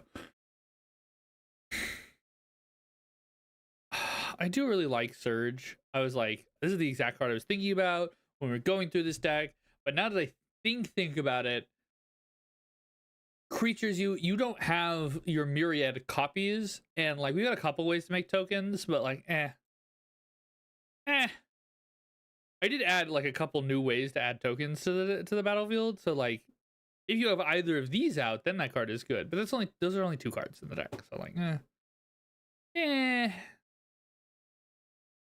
some of my suggestions aren't always the best, you know? Sometimes we're wrong. Even if I hate being wrong. Rah. Can't put the tube back in the tube case. Can't put the tube back in the tube paste. Yep, that's the saying. Don't you all agree? The saying is you can't put the tube back in the tube paste, right? That's the saying. Definitely. So we got a saying. I don't know if you have it in Tennessee. We have it down in Texas. Fool me once. Shame on you. Fool me twice. Can't be fooled again. I've heard about true. I've also. What, son? Come on, son. I always get the last cuts are always the hardest. They're always the hardest. All right, I think Junk Winder's being too cute, too tricksy. They're always we still pumped the creature count by 9. Ah.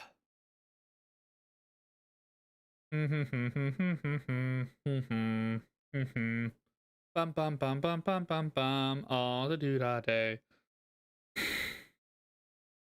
I'm gonna kill a slip through space. I'm just gonna assume that there was the right number of these already. Oh, this is really good because that's rebound. Actually, we'll kill the cloud and we'll run the slip through space instead.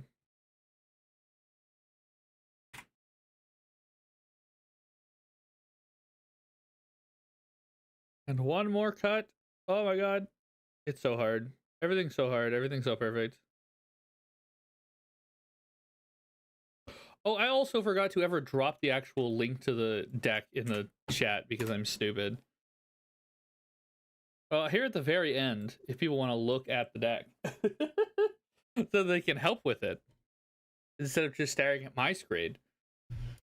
Can you guys tell it's been a second since I've done this? Been a second since I've looked in like intricate detail at a Magic deck, I will be honest.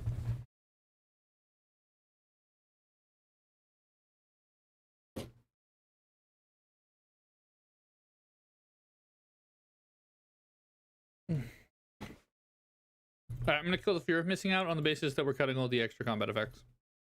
There you go.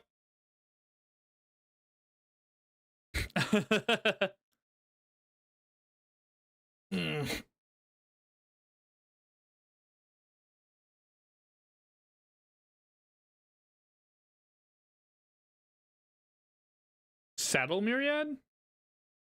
Oh, Calamity. We want non-legendary effects, but Calamity is good. I wanted to centralize around Muddle. I gave 1 backup, but there's a reason I didn't add in like Jaxus and Kiki Jiki and like just like Thassa's and like really lean. I wanted to like let Muddle still. We're in bracket 2. We can lean really hard on our commander. I think that's fine. But you are correct. Like Calamity, Kiki Jiki, Fable the Mirror Breaker. These are also like another way of doing this. Calamity has the same restriction, but I'm saying that like you can't copy Calamity with Muddle. I guess you wouldn't want to do that, but yeah, that was my Calamity is great. I do think Calamity is great. I wanted to lean into the direction that is we are highlighting what Muddle is doing, and not the because like if I wanted to make room for like Fable the Mirror Breaker, Kiki Jiki, Ortheon, Jaxus, and Calamity, the real answer is that we would really cut down on like probably like these kind of prepared creatures, maybe some more. I would just like cut down on some of this instance or sorcery plan on the idea that like it's okay if Muddle isn't always working because we've got all these backup Muddles. But I didn't think that I wanted Muddle to be the high, to remain the high. I was given a deck where Muddle was the fundamental highlight, and I wanted to leave that intact about the deck. All right, with that said, let's try a new playthrough. Okay, this hand looks awesome, even if it doesn't have a 2-drop ramp spell. All right, I am gonna play this land. Dungeon. I'm gonna play this land.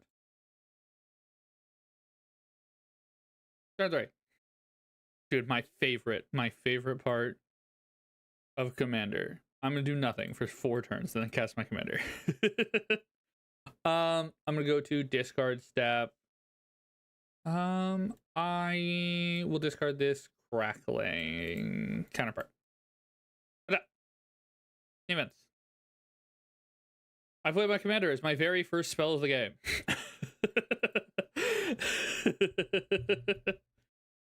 Powerful Magic the Gathering. I'm gonna play a land. I'm going to pay 1, 2, 3, 4 mana. I'm gonna do this Enduring Curiosity. Yeah, we could have flood mod like a mana dork or something if we wanted to, but I probably wouldn't have done it. If I were playing this game, I would not have done that. Cry. I will Distortion Strike my Commander. We're gonna put that over here. It's gonna become an Enduring Curiosity. I will attack. I will draw. I will have at least this one hit. This is turn 5 actually. My opponents probably do have blockers, and each Enduring Curiosity represents 4 cards, so they would actually block those. So I will assume that only the Commander gets through. So we get the Commander and 4 total cards. 1, 2, 3, 4. I drew one too many cards there. We will go to discard step. We will discard. I would say we discard this land, and then we're good. Next turn. We are going to cast Distortion Strike again. Oh, that is a little awkward. Whatever. We cast Distortion Strike again. We now have an Enduring Curiosity. I will then play a land. I will pay 1, 2, 3. What would I want to do here? 1, 2, 3, 4, 5. I will play this Gold Lust Triad. I put myself in a bit of an awkward position. I forgot that this will cast in my upkeep. So Muddle will have to become a copy of my upkeep, so I won't have the Gold Lust Triad out yet. So there is a world where I was just supposed to cast Gold Lust Triad on the previous turn and not draw on all these cards. And now I put myself in a bit of an awkward position. I will say this is looking a lot like we have... I'm just trying to get us to the point where I'm still going to draw, right, 4 cards here. 1, 2, 3, 4. I mean, it is optional. That's true. Okay, it's optional. At 1, 2, 3, 4. We're gonna leave this in exile. I'm gonna tap like this to play the Gold Lust Triad, and I'm gonna bounce something, and I'm gonna make this a copy. Something. Let's assume so. Any blocker. So this is a copy of Gold Lust Triad now. So it actually is Myriad twice. So I get 5 total treasure tokens. Now add token. Treasure. 1, 2. Nope. I like that. 1, 2, 3, 4. Yeah, 1, 2, 3, 4, 5. And then because we have 5 creatures hitting now, so this is like the nice thing is that we actually get to draw more cards this way. 1, 2, 3, 4, 5. We are then going to think we pay 2 mana to play this Liquid Metal Torque. Nope, that didn't get rid of those. Please go away. And then I'm down to just discard again to hand size. This one I want to keep. I'm gonna discard that to hand size and this to hand size. And then this is the big turn. Turn 7. We're gonna play this thing. I'm gonna pay 1, 2, 3, 4, 5, 6, 7, and I'm gonna use one of it to have activated this. 8. So I'm gonna make an uncounterable Havoc Eater.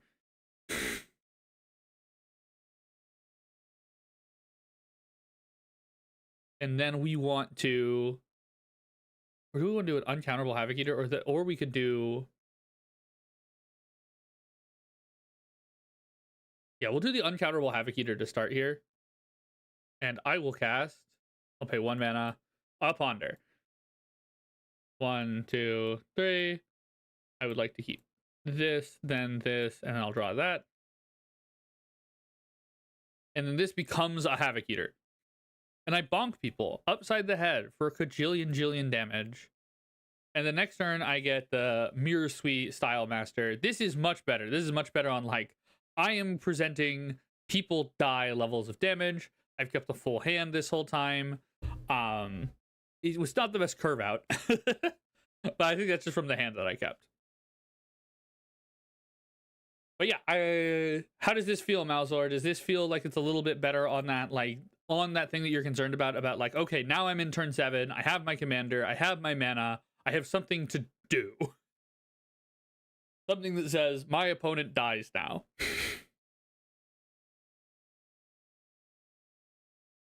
Awesome.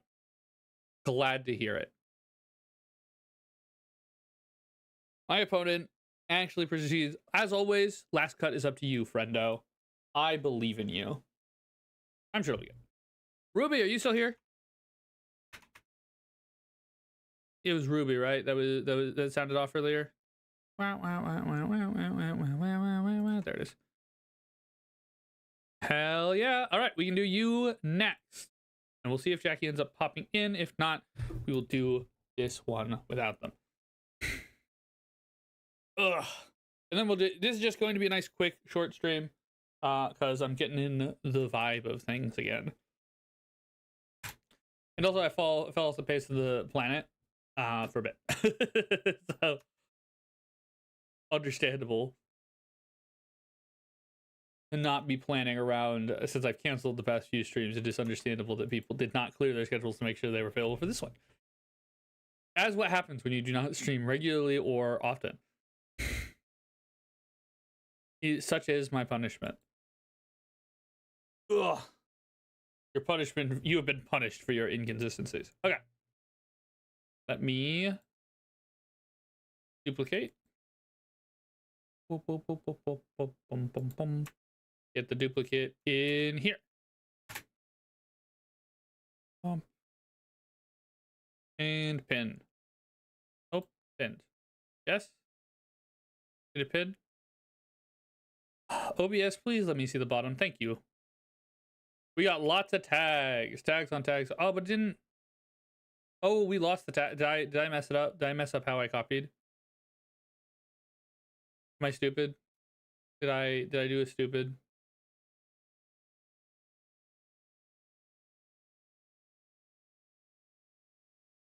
If I messed up how I copied and lost the tags, then we can... Yes, okay. That's my bad. We'll go through it here, and then we'll switch over to the other one. Once we have the text. Yeah. I'm just an idiot. I forgot that I have to click the button to say the affirmative. Let me have a second to eat my salad.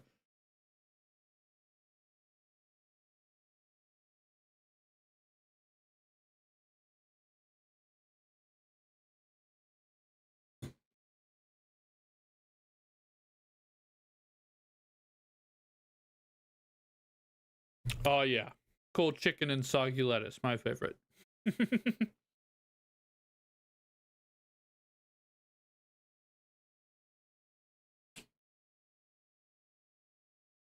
You know, I just heard about that today.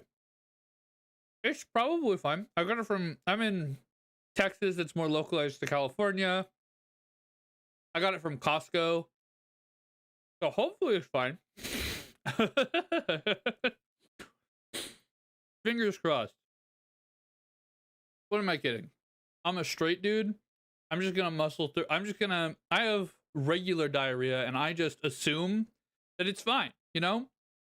You're just supposed to have an upset stomach at like all times in your life, right? That's definitely not a thing you're supposed to talk to doctors about.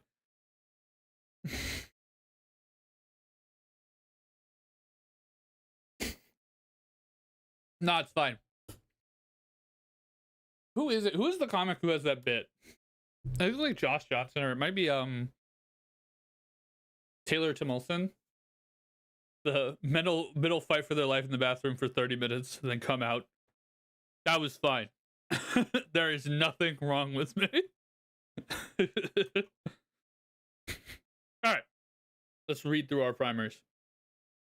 Put a 1/1 counter on my creature, and then feed them to Cleo for card draw. Deck wins by drawing out some combo lines. Sephiroth, Yawgmoth, Patra. Oh, that is the combo. Out some of their Walking Ballista shenanigans, and combat is all else fails. Deck is fine. I think it just, I'm a bad pilot, and I keep hands that I shouldn't keep. All right. So I put this in the thumbnail. I actually play a lot of decks like this. Oh, let me read our treat at the top of the deck list as well. Please Alt Tab work. I seek to build an empire. Rip the Potomac Dynasty, and your only thought is to amuse yourself by tearing it down. Do you understand the task for which your birth has destined you? The ancient traditions, when I pass into the next world, then you will be the morning and evening star. One stained relationship does not destroy centuries of tradition, but one weak link will break the chain of our mighty dynasty. Conversation between Cleopatra and her father. I do not get the reference. What is the... I am assuming that this is a quote from... Oh, what is this? What is the Shakespeare play with Cleopatra in it? But no, I don't get the reference. I'm sorry. Oh, it's from Prince of Egypt. You are so correct. You are right. Never mind. I do get it. It's, yeah, he says it when he casts, when Moses has him. Yeah, okay. Yep. Great film. Amazing film. My brother studied architecture at a Christian school, but he's not Christian. So he had to take a theology class, and he was asking us questions about Exodus. And I was all like, my mom was astonished that my brother just didn't like, because like, we're not Christian, but like Exodus is a popular pop culture. Like, you know, you read of Grapes of Wrath, you know, in school. that is Exodus.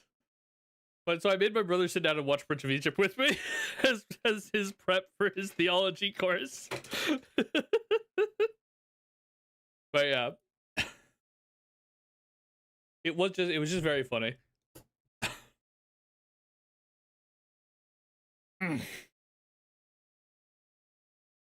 It was really funny my junior year of high school when we had to read Grapes of Wrath, and like all of the questions that my teacher had on everything was like, what is this story analogous to in the Bible? Like what famous stories is analogous to? And I was all like, it's Exodus from the Bible. I didn't even read Grapes of Wrath. It's just like you read it for 8 seconds and the analogy's clear. And he's like, oh, I was like the only person in class who raised their hand. I was like, there's no way. I refuse to believe you put 30 people in a room and you tell them a story about a group of family who treks across a desert to a land that they are promised like good living, and then they leave their baby in a river. I refuse to believe that you could not deduce that is Exodus.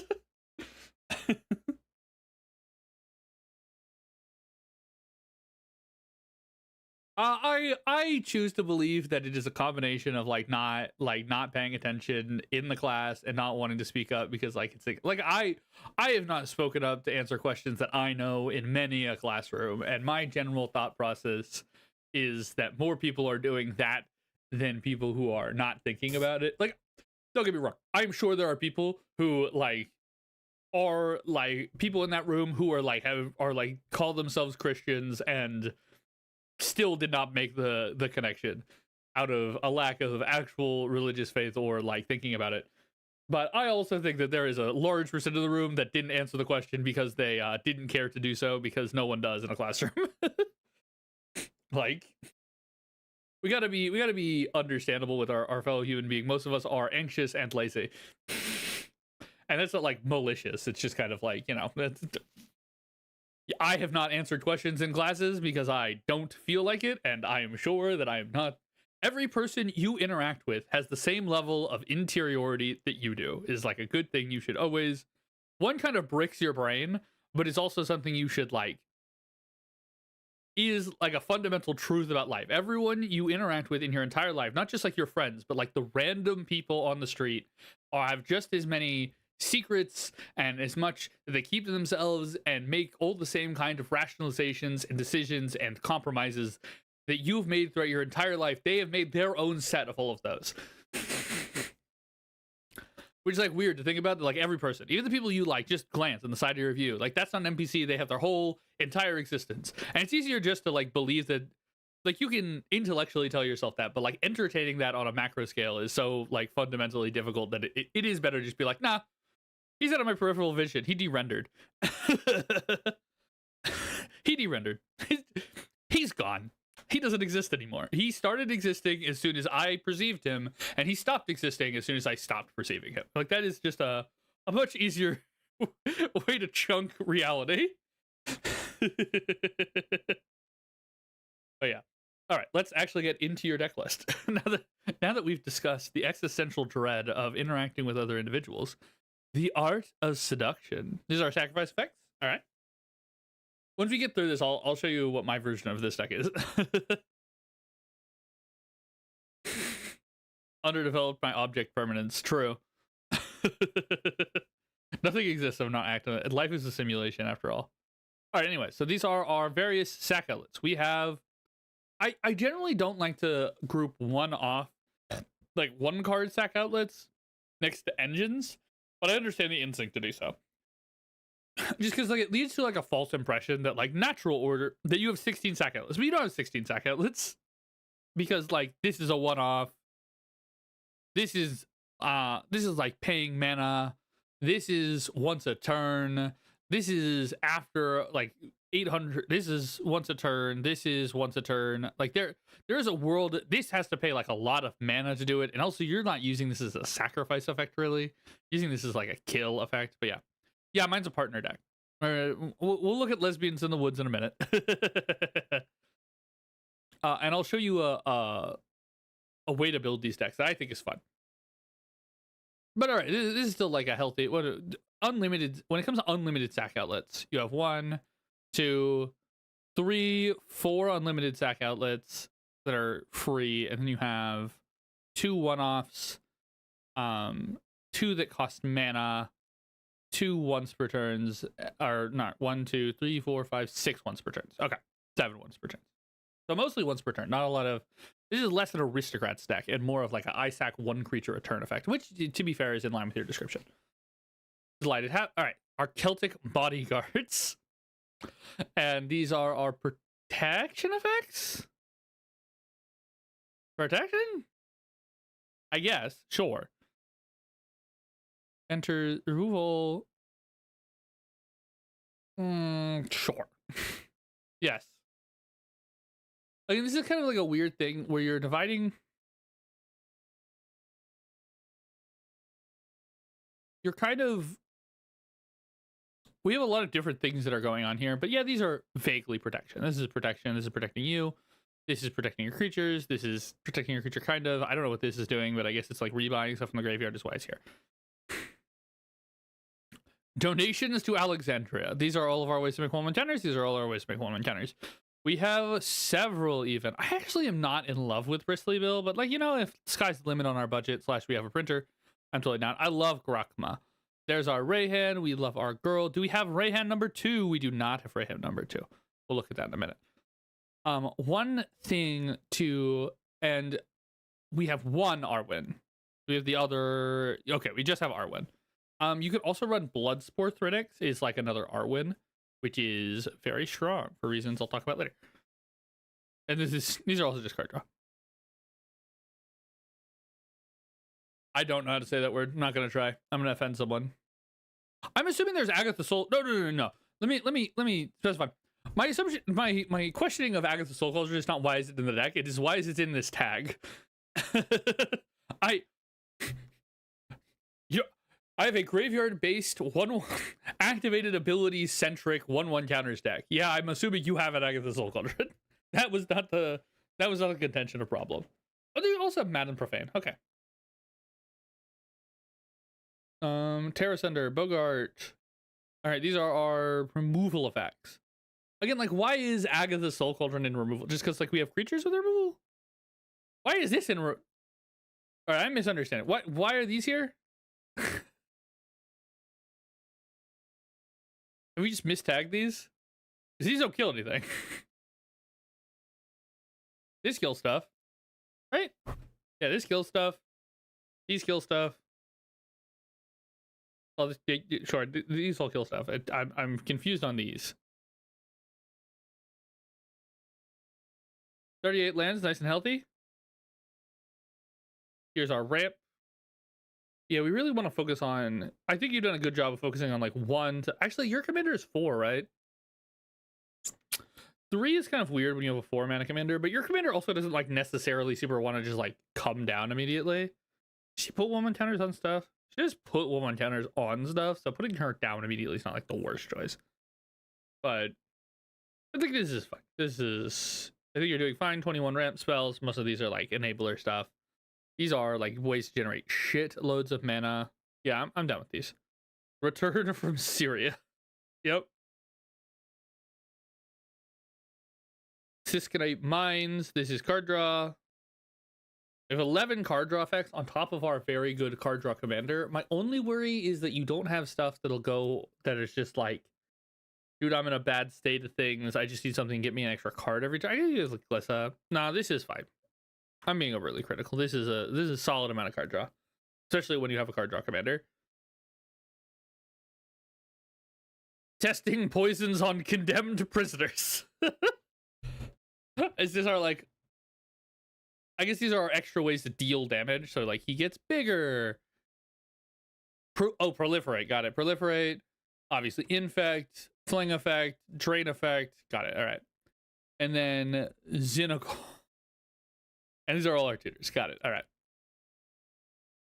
All right, let's do a playtest. This is a little awkward because we don't have a 1-mana ramp spell, but we do have some ramp. Sure. Oh, well, I clicked the wrong button. This is, again, like a little awkward, but we'll playtest this. This is fine. Draw. I'll play a land. I don't need to do the traverse right now, so we'll go to the next turn. Draw. A2. Cast this Bristly Rel. That's right. Play a white of the Reliquary. Play a land. Put a 1/1 counter on the white of the Reliquary. Crack the land. View library. Get a forest.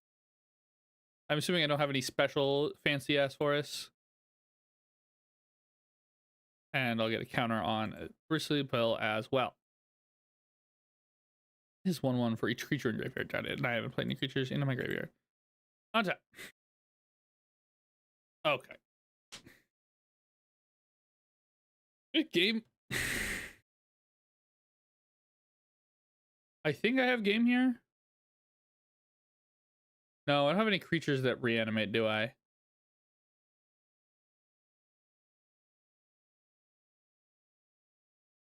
Yeah, you don't have any creatures that reanimate. Okay, so I don't have game here. Oh, that's a real... Okay, so it's just to go with your... I don't love Buried Alive if it's just here to go with your Walking Ballista. Like, I understand it, but I don't know if I love doing that. Anyways, I'm going to play Cleopatra. Oh, I played a land this turn. I'll put a counter on Bristly Bill. Yeah, but they don't reanimate something. Like, that puts it back in my hands, but that doesn't... I don't think that allows me to win the game from here. I was looking to win the game from this position, but I don't think I can win from here. At the beginning of my end step, put up to 1/1 counter on each of 2 target legendaries. So I will put 1 on Bristly. It's got 1 too many counters on it. It's fine. And 1 on her. Is it other target legendary? Other target legendary. So I'll put 1 on Bristly Bill. Do I sack it to draw 3 cards? I don't really think I need to draw 3 cards right now. So no, I don't think so. Untap. Land. 1, 2, 3, 4, 5. Oh, when I played the land, I'll put a counter on Cleopatra. I'm going to cast this X of 3. I'm going to get a... I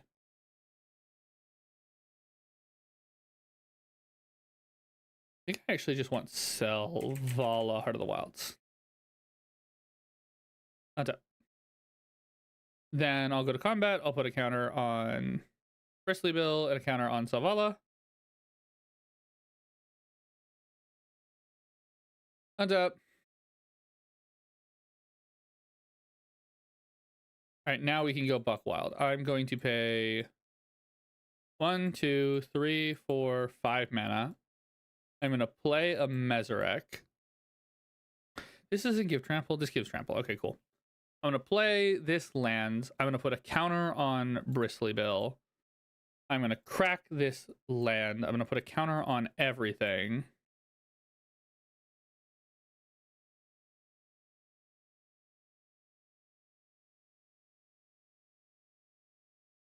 And then I'll put another counter on Bristly Bill.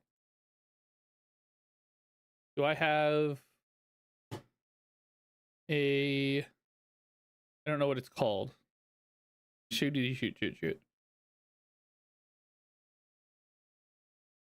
What is the 2-type... What is the Tango land for... Do I have the Tango land for Golgari?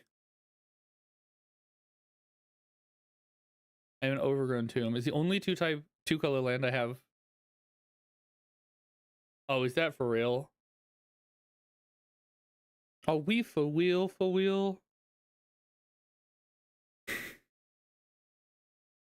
All right. You are going to add the 2-type land that says whenever your opponents control 8 total lands, it comes into play untapped, okay? That's a thing you added to this deck in place of this forest. You added that. You need the Tango or one of those, okay? You added that, yeah? I think we can both agree that you added that. I think I saw that in your considering. You did it.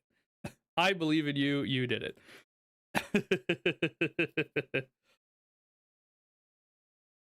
I'm going to activate a Selvala. I'm going to make 9 mana. I'm going to cast a Triumph of the Hordes for 4 mana. I maybe shouldn't have cast Mezarek. I think I should have just activated Bristly Bill. Okay, 1 second. If I do it this way, where I just activate Bristly Bill, which then means I didn't cheat. Bristly Bill has 6 counters and 8 power. Yeah, this is the better thing to do. Nope, wrong one. Set counters 6. Set power and toughness 8.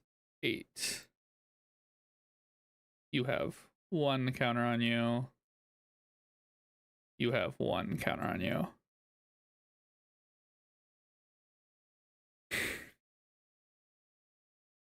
You have 1 counter on you.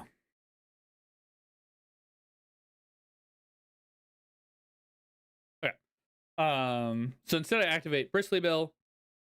I put 1, 2, 3, 4, 5, 6 counters on Bristly Bill, 1 on everybody else. And that puts him at 14 power. Yeah, and then I can activate Selvala. I can then cast Triumph of the Hordes and activate Bristly Bill 2 more times. So that goes to 1, 2, 1, 2, 3, 4. Which then puts this as a 10-10. Then 1, 2, 1, 2, 3, 4. And that puts this as a 10, 12. And then this goes to a Kajillion. I cast a Triumph of the Hordes, they'll get Trample and whatever, and I tap, I sacrifice, we'll say Selvala. You go get some way to deal with a blocker. Please tell me that I don't have Talonjays of Panjara. So I just get any land drop.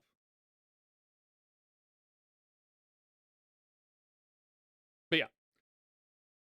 That kills the entire table on turn 6.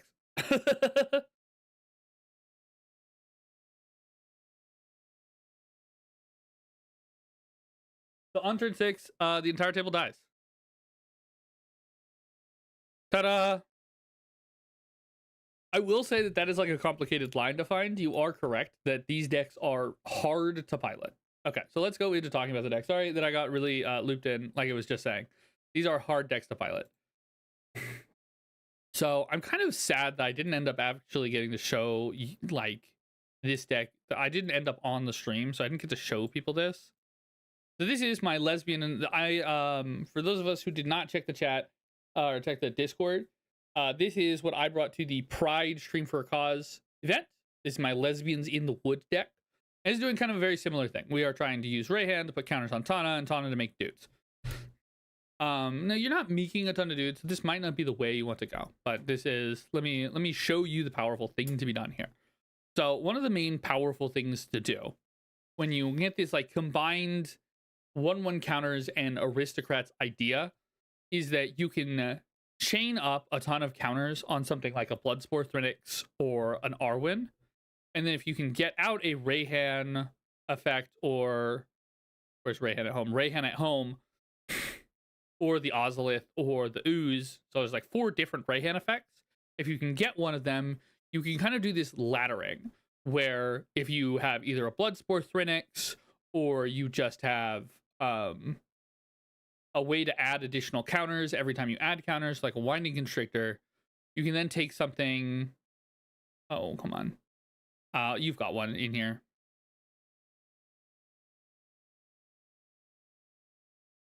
You can take something like Greater Good, and you can kind of step up the counters in between each creature. So the first creature has 2 counters, and the next creature has 3 counters, the next creature has 4 counters, and you can kind of like do a step up basis like that. Does that make sense? So that can be a very powerful thing to be doing. But this deck isn't, I don't know if this deck is shitting enough onto the battlefield to allow you to execute that plan. At a baseline though, we can enable 1 or 2 of its favored ways to go off, which Altar of Dementia is going to make it so that you can get this like secondary win con out of these big creatures that you're dying. Like, yes, you get to draw a million cards, but you're also going to get to mill your opponent out while you're doing that. Another good one for doing this is Death's Presence.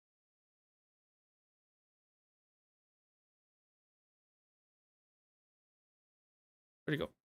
There's Death's Presence. This is a lot of mana, to be fair, so this usually ends up getting cut for me, but I like to at least entertain it in this style of deck. Yeah, Death's Presence. This was something I immediately thought of too. Host of the Hereafter is the creature that we were just talking about. This guy. Death is fun. Another good one, Railway Brawler. This is my, like, I'm just introducing you to, like, this is my, like, generic 1/1 counters package that I like to run in things that are just gonna, like, yo, do I want 1/1 counters? Okay, these are the cards. So that's another, like, thing here is that I would run is kind of the Arwen, the Railway Brawler. Look at this card. Look at this. Look at, you want some counters? Do you want some fucking counters? We will give you counters. We are Bloodspore Thrinix. This card's awesome.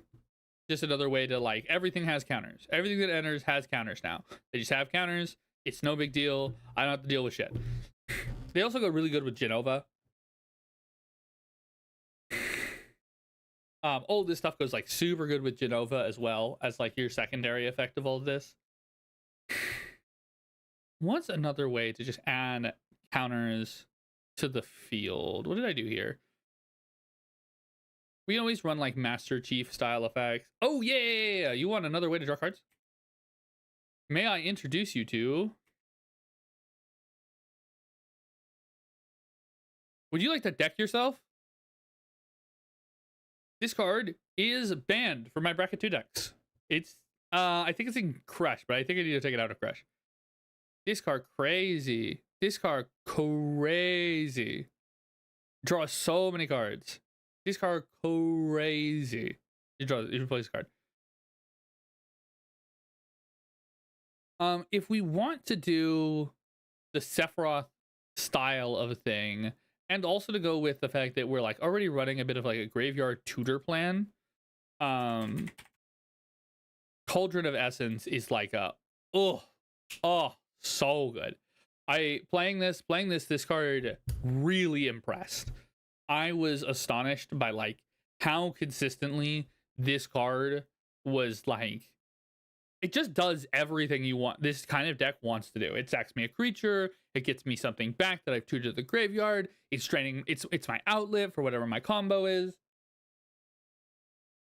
It is just everything I want. Everything I could possibly ever ask for in a singular Magical the Gathering card. Other stuff. Nah. That's fine. Oh, you get to. Oh, do you want? Oh, that's probably not good, but I like this better than Yigra personally. What say you? What say you? Look, it's everything you want. It's 1/1 counters. It's sack outlet. It's a sexy demon man. What more could you want? What more could you want in a Magic the Gathering? Use activated ability for your Agatha Soul Cauldron. Legendary. What more could we want? Nothing. The kind of greed spoken about in the Bible. Anything else this deck wants? Oh, braids. Hi, braids. Yep. Because you are on this like I want to sack one thing a turn max kind of plan, so I'm down with braids. Hi, braids. To the port. Anything else? Oh yeah. Totally forgot about Michelangelo.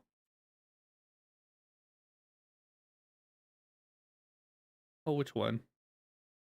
Weirdness to 11, right? He's even a historical figure. Plus, you can let your opponent search their data. Elite tech. Always choose someone who cannot be running Ragna. If we do we not? But he's a historical figure. All right, no Michelangelo. You got it, twin. You've got it, twin. All right, fine. Oh, how do we feel about Final Fantasy cards? Master Seymour Butts.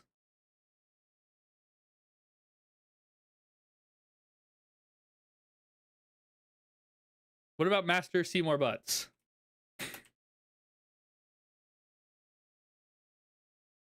I can spell words good. Meister Seymour Butts.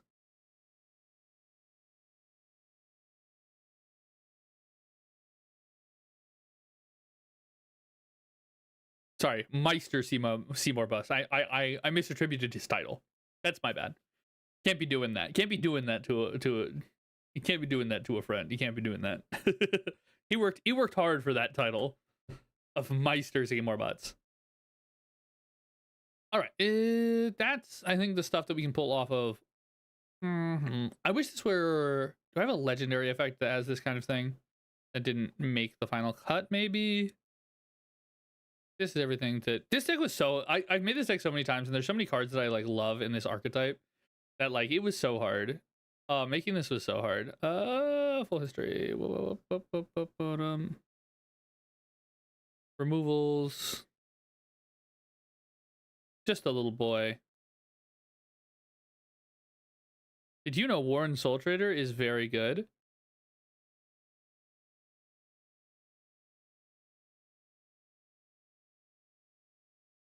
I'm like,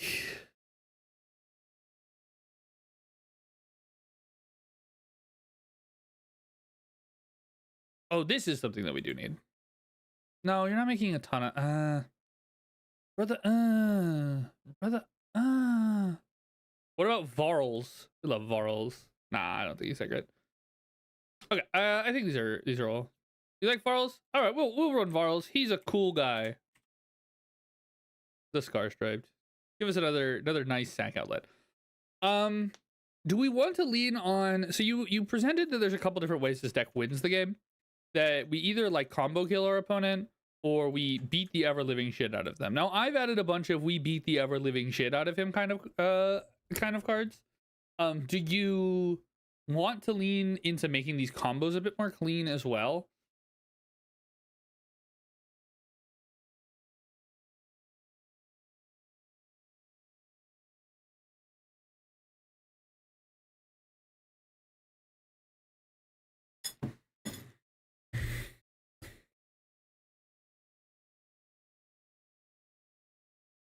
Or do we just want to beat, or do we want to just put belt to ass? Because I'm down with belt to ass.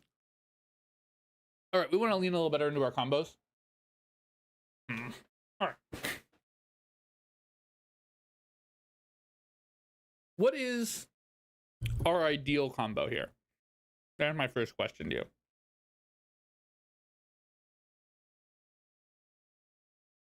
There's one thing about aristocrats generally as an archetype, and this version of aristocrats in specific, is there are 800 ways to combo in like what we're trying to do here.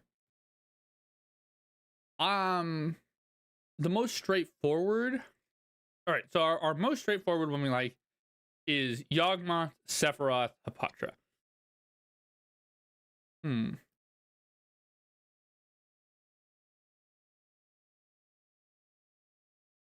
So we can fill in. We've already added one thing to fill in the blanks on this on Sephiroth here in that trio, which can already help. Sephiroth helps draw cards. What was the other one? It's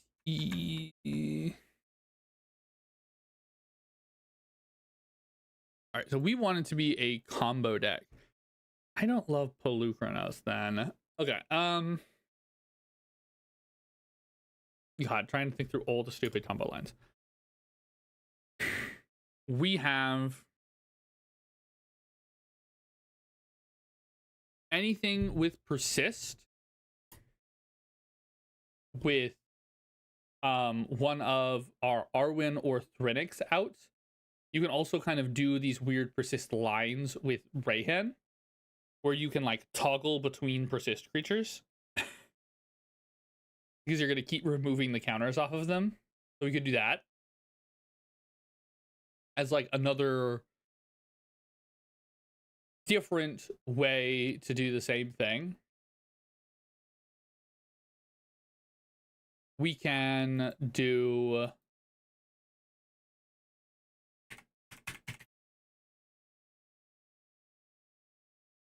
they call Gari Guildmage. Nope, not that one.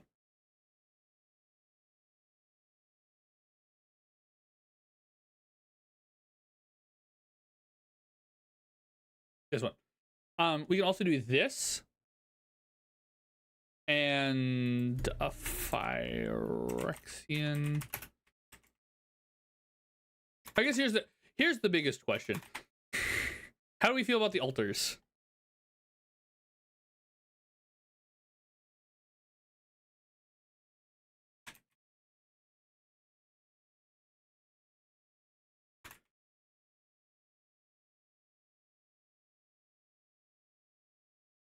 How do we feel about thing 1 and thing 2? The most overpowered aristocrat species of the game.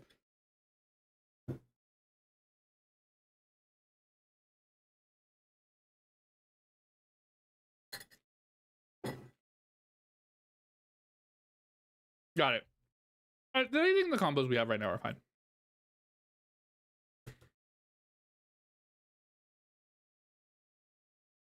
I do also want to grab a loading zone for this deck, though.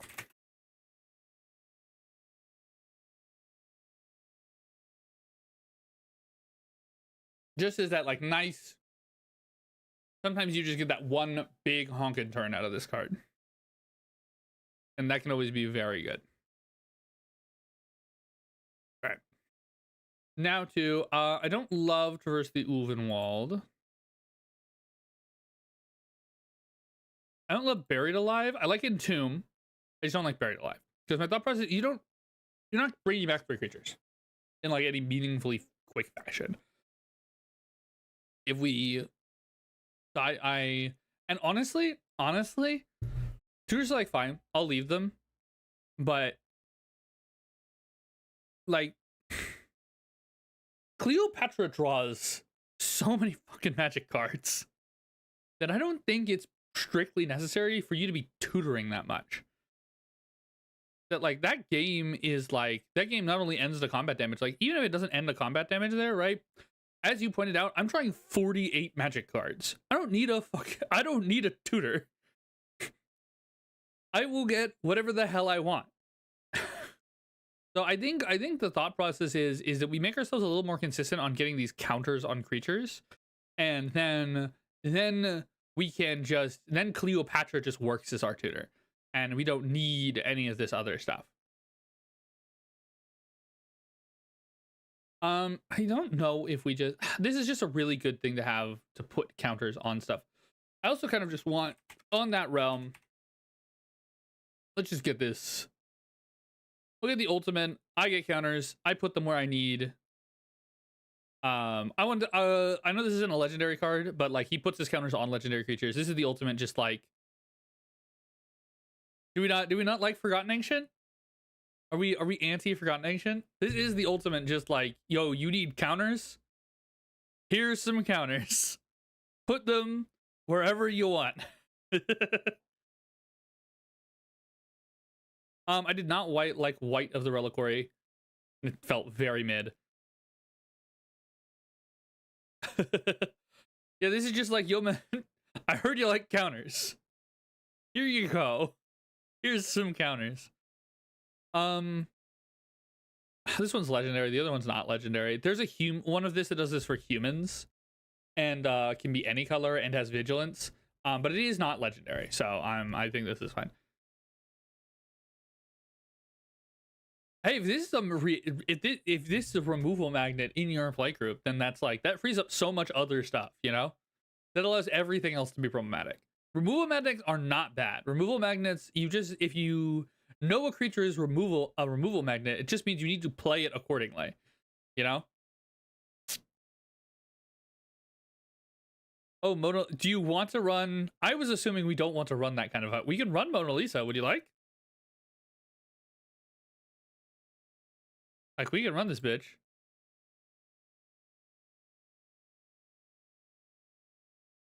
Definitely makes it less prone to removal, and it's a legendary creature.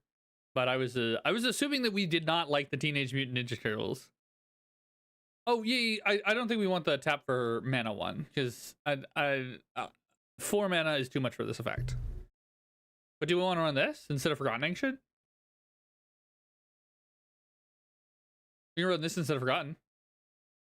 Little less prone to removal, does ask for your mana. I think it's definitely a worse card than Forgotten Ancient, but it is a legendary, so it has a little more synergy. And if you're having a problem with Forgotten Ancient that it like dies a lot. All right. And then we'll kill Mona Lisa. Bye. Okay.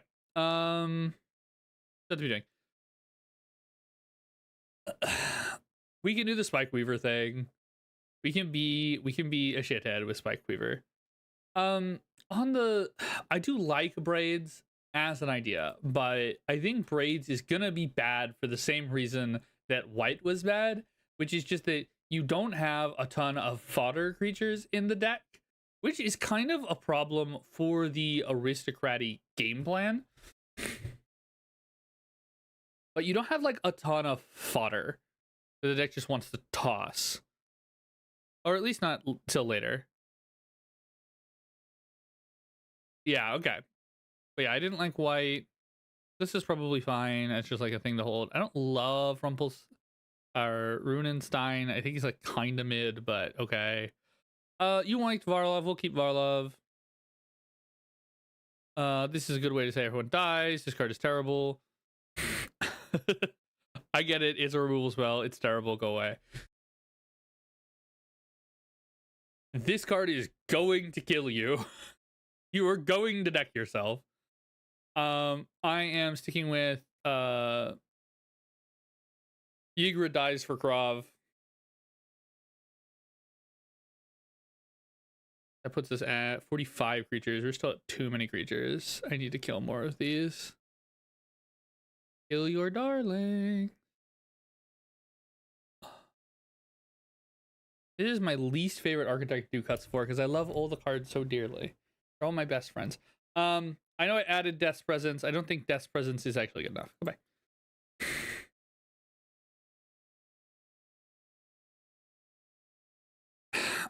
I just don't think those lands are high enough value by the time.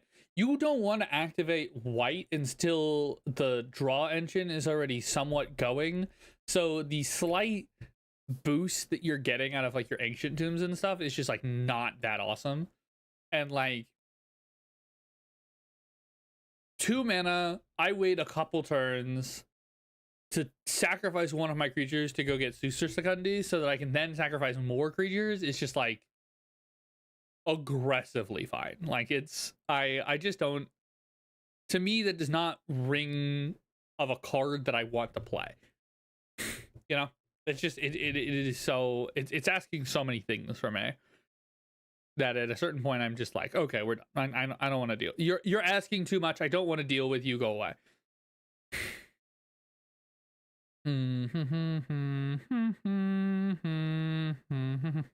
Plus, we're at like 45 creatures. I need to cut at least 3 more, if not more. Like I pushed your creature count really high, which is like I don't think a bad thing, but it does mean that I think this kind of deck wants a lot of creatures because it wants a lot of dudes to huck under a bus. But there is such thing as too many creatures. I think that yeah, it's not much higher. I want to cut like 2. When I say I want to cut some creatures, I mean I want to. How many friends? What is the fetch land situation in your play group like? How much is the how much is everyone fetch land build in your play group?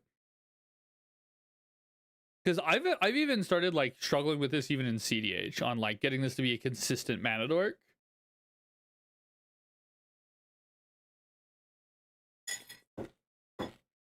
And like obviously he's fodder, but like I don't want to run 1 mana textless 1/2.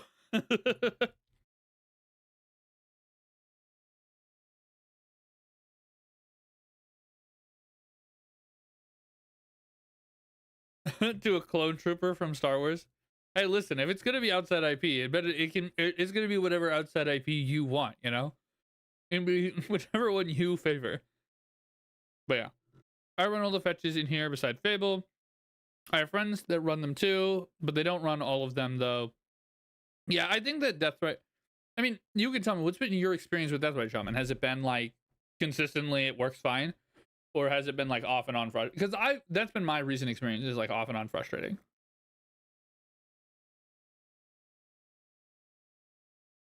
It's worked every time so far? Okay, then leave it. No, then I'll leave it. Oh, but yeah, for the CDH, I just grit my teeth and I take it. And I like to make a joke out of it. I get whatever art I think looks the most ridiculous. And at least like a Magic card. Like I've submitted a long time ago. I've submitted to our corporate overlords. I'm gonna kill Skullbriar. We've added better ways to get counters than him at this point. Even if he's like kind of fun. I also like real cards. I want to maybe I was talking about before everyone showed up in the chat about like the struggles of keeping up with 32 decks. When I eventually dropped down to 30 like to like 6, one of the things I've been thinking about doing is just commissioning an actual like real artist to alter the real cards that I have that are like the IPs that I don't care about. Ooh, you have a serial Cleo? That's sick. I have a serialized Aurelia the War Leader and Yargle Glutton of Urborg.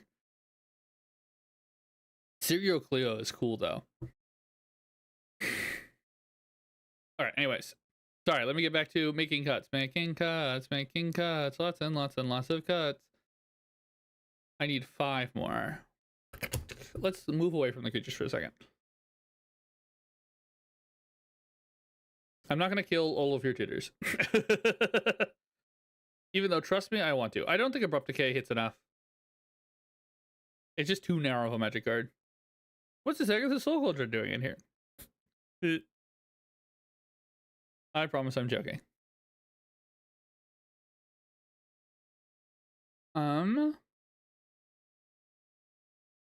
What's our average mana value? 5.2. I think you're good to kill a land. Not fell. I think it's...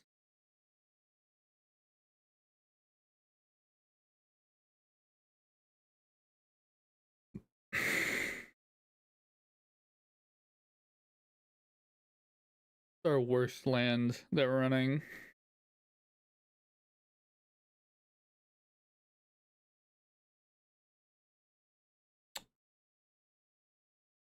I think it's Nurturing Peatland. I left the Eternal Witness, right? Yeah, so I'll kill Nurturing Peatland. Goodbye. There are no bad lands. I'm just trying to find the I mean, I guess I want to keep your basic count somewhat reasonable with Kodama, but I guess 9 is or 8 is still pretty reasonable. We'll just cut a basic.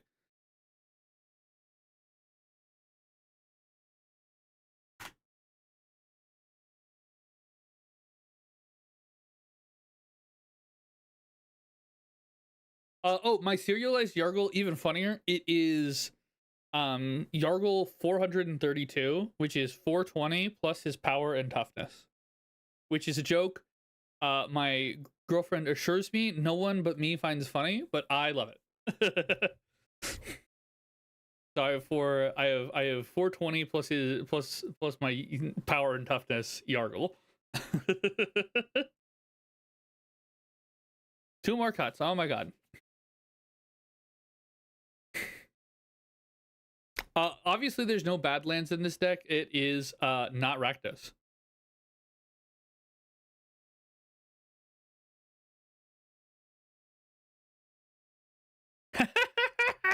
That's awesome. What a random coincidence. That's sick as hell. That is super duper cool.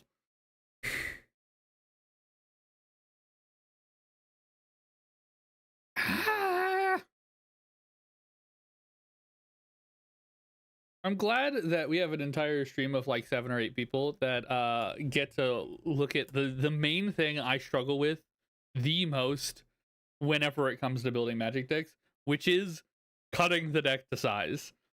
I have so many ideas, so many cool things I want to do, and then like when it comes down to, it's always these last 5 cuts are just like, oh, they're murder. They're so hard. I swear it's just so difficult. What are our 2 considerings? Leatherhead. I like it. We do have and reanimate. Those solid choices, honestly. I think I want to kill the Eternal Witness. We have 2 other ways to return stuff. One of them is a creature. We're only really ever going to be getting back creatures. Oh, and then I don't care. I don't like Tyvar. I started looking at this and I didn't like Tyvar, and I will continue to not like Tyvar. I get the idea that there's like some like super gross synergy with like Self-Ala at some point, but like, eh. All right. There we go. I also love, I should have mentioned, I do love Sereth. After my own heart. Love this card. This card is such a bastard to play against. Just like one of the, I love if you can't tell, I love little tricksy cards that have like little things like this on them that are just like, and then I get to be a little tricksy bastard sometimes that makes everyone hate them because nothing, it doesn't have hexproof. It doesn't have hexproof, Tim. It doesn't. You can target it. It's totally fine. She's 140. That's still fun. Yeah, I spent legitimate days on final 5 cuts. It's crazy. All right. That is a perfectly playable hand. We will draw a card. I will surveil to see if I can find something to do in the early game. That is not a card I care about right now. Untap. I will play a land and crack it to actually do need to go get an Overgrown Tomb. I guess we don't need to do that right now. And judging by how restricted we are on fetchables, I'm going to just do this. All right. Turn 3. Ooh, that's nice. I'm going to crack this. Go get my Overgrown Tomb. I am just going to play Saval though. And hope to top deck a land. We'll do it. I believe in us. Don't you believe in us? I believe in us. Chad, they didn't believe in us. You didn't believe hard enough. Didn't believe hard enough, Chad. I blame all of you. Anyway, then we'll play right hand, unless you have that. Turn 5. And now we get into a weird situation. I'm gonna pay 1 to tap this, make 4. 1 will go here. The other will go to Cleopatra, actually. I changed my mind. Cut 1 land, draws no lands. I know. That's how it always is. Alright. Go to end turn, 2 counters here, 2 counters here. It's okay. We've solved the no. Who needs lands? I'm playing green. Lands are for liberals.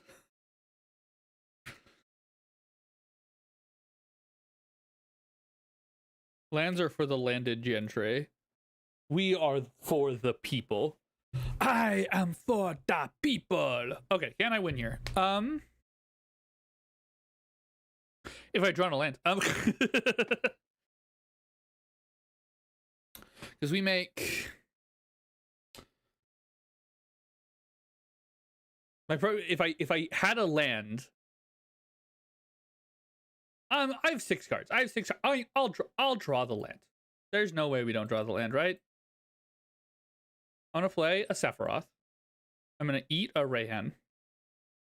Right? When this enters or attacks, yeah. So I'll eat this Rayhan. I'll put 6 counters here. 1, 2, 3, 4, 6, which will take me up to 10 power. I'll draw the card off Sephiroth, and then I'll draw the 5 cards off of my not Sephiroth. Oh, see, easy money. See, we were always gonna draw the land. I'm gonna tap this to make 10 mana. I'm gonna use 4 of it to play Yawgmoth. I'm gonna cast a Nature's Force. I'll eat Cleopatra, I guess. I will go get Hapatra, and everybody dies. Yoshi Rayhand is also fun. We based this off of the deck that I was playing in the Stream for a Cause stream for Pride Month, which is also very similar to kind of what a Yoshimaru Rayhan is going to do. I was doing Rayhan Tunnel Bloodstar. All right, so there is your combo win on turn 6 instead of your normal win on turn 6. Less land drops. I will say I did this while missing land drops. I think that's pretty impressive. Still very vulnerable to a removal spell. I don't know. What do you think, Ruby? Do we like what's going on here a little bit more? We didn't really see a lot of new. I can do another playtest since you didn't see a ton of new stuff in that playtest. Let's do one more because we didn't see a lot of new stuff. It surely. Yeah, I will say a little fast for bracket 3, but yeah, I think it's good. So Rayhan is not. Tana is actually load bearing to this list. Tana is here so that I can put counters on Tana to make 1/1s to propagate counters amongst. So all the 1/1s will have counters that I can then sacrifice and stack back on the Tana to make my field grow exponentially every single turn. Or in the case of something like a Casey Jones or an All That Be One, it gives me a place to sacrifice each creature, putting the counters on another creature, burning all the way down. So this Tana is actually here not for a red splash, but for a way to make creatures so that those creatures may have 1/1 counters for me to then abuse in a variety of different manners. Right? And then I have a ton of creatures to sack for a Mazarek or a Michaeloth or a Bloodsport Phoenix, or just like having sack outlet for Corvold or Krav. It's like that's kind of like the idea going on here. It gives it a lot better aristocrats feel. Is the reason for Tana. That's why I wouldn't go with. I would almost never build this deck as Rodrak. even if I wanted, if I was, I guess I might do that if I really wanted to lean into like, oh, I'm comboing very, very, very quickly, and I want a bunch of rituals. But that's not the desire here. All right, but yeah, Ruby, do we like these changes? Do we want to try another playthrough? Let's try another playthrough where we try and get. Let me mulligan for some cards that at least a card that we added. We added none of these. There we go. All right, let's play test this. Draw. Perfect. Crack Surveil Lands. Go get. Oh. Nope. Underground Mortuary. Shuffle and close. Oh, I messed up. I accidentally drew 2 cards. Let's reshuffle. All right. Top card, Greater Good. It's a sack outlet. I don't have anything I super want to sacrifice is the thing. Would draw me a lot of cards. I'm gonna bin it. Controversial choice, I'm gonna bin it. Okay, I don't know why it thinks we're in turn 2 right now, but we're in turn 2. Land. And let's play this Finhorn Elfin. Turn 3. I'm going to play a land, and then I'm going to play...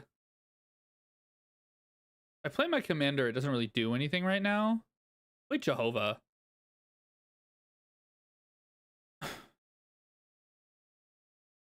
Let's play Jehovah. Jehovah will enter.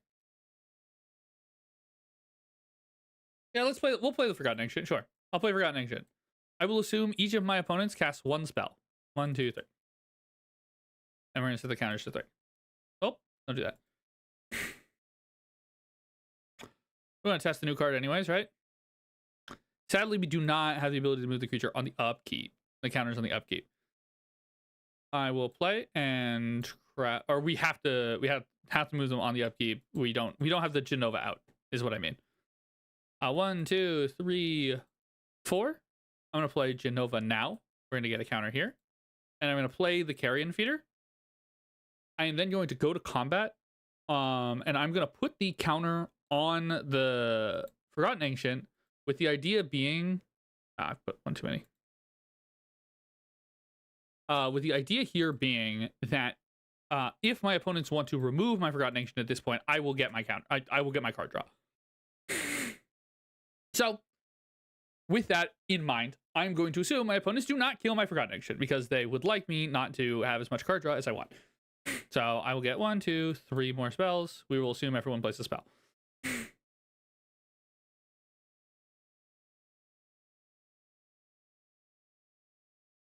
Yeah, I grabbed the... Oh, no, I didn't. You're right. I missed the counter from there. So I would have gotten 1 more. All right, at this point, we are going to clear the Forgotten Ancient. We're going to put all of its counters on Genova. Set counters to 9. And it'll put it at 10 power. And now we will do heinous bullshit. Okay. So, we have 9 counters there. What do we want to do?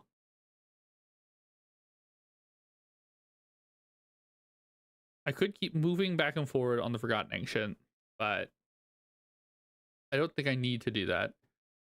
I've missed my land drop here, so I could put them all. I like that idea. Okay. The idea I'm going to go for is I'm going to put 9 counters on this carrion feeder, and I'm going to sack the carrion feeder to itself after I attack someone for 20 damage on turn 5. I will then draw 9 cards. 1, 2, 3, 4, 5, 6, 7, 8, 9. I will play this land. Okay, 1, 2, 3, 4. I will activate it to make 6 mana. Go to 5 mana. Go to... I'm gonna pay like this. Yeah, go to...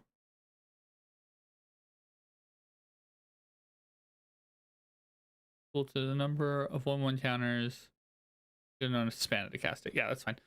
So I'm going to cast this. Putting 3 mana. Then I'll cast this. X is 1, so this will get 3 counters. And this will go here. Okay. Now we have a lot to do today. All right, we are discarding this 2 hand size, and we will assume 1, 2, 3. Turn 6. Our usual win turn. This is whenever a -1/-1 counter is put on something. We don't currently. Emphasis on currently. I'm going to put all 6 of these counters over on Genova. 2, 3, 4, 5, 6. 1, 2, 3, 4, 5, 6. I'm going to play.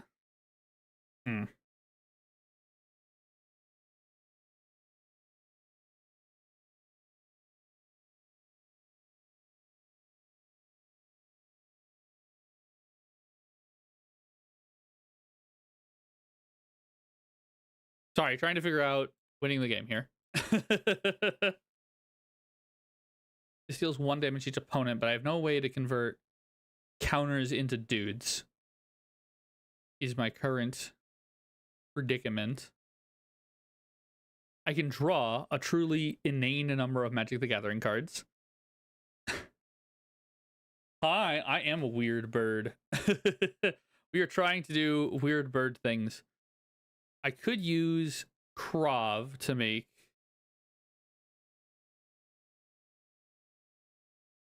All right, let's try this strat. I'm going to play Varlov. I'm going to go to combat. I'm going to put 16 counters here. 1, 2, 3, 4, 5, 6, 7, 8, 9, 10, 11, 12, 13, 14, 15, 16. I will kill the player that I attacked last turn. I do love dudes. Dudes.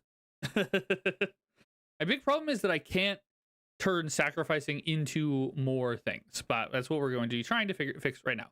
So I'm going to draw 19 magic cards, and I'm going to put 19 counters over here. With Varlov. So 1, 2, 3, 4, 5, 6, 7, 8, 9, 10, 11, 12, 13, 14, 15, 16, 17, 18, 19 cards.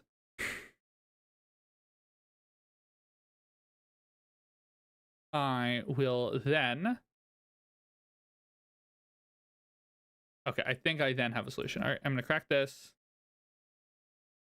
Go get myself a forest.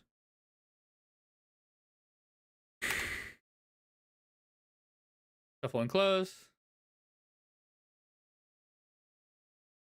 I'm then going to cast my Host of Hereafter, who enters with 2 1/1 counters on him. Not that that's super going to matter, but it does exist. And then with my last of my mana, I'm going to cast this Walking Ballista.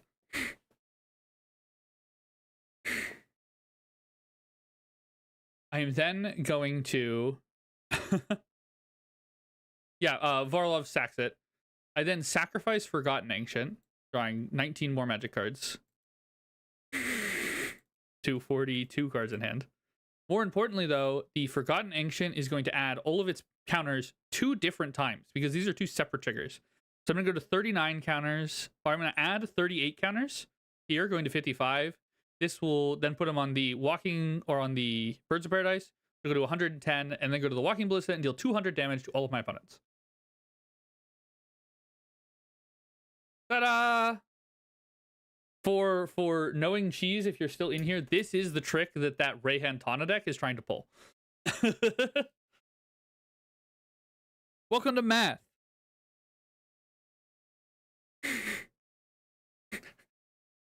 Trigger warning for any line that involves Host of the Hereafter or Rayhan. Math. They do involve math.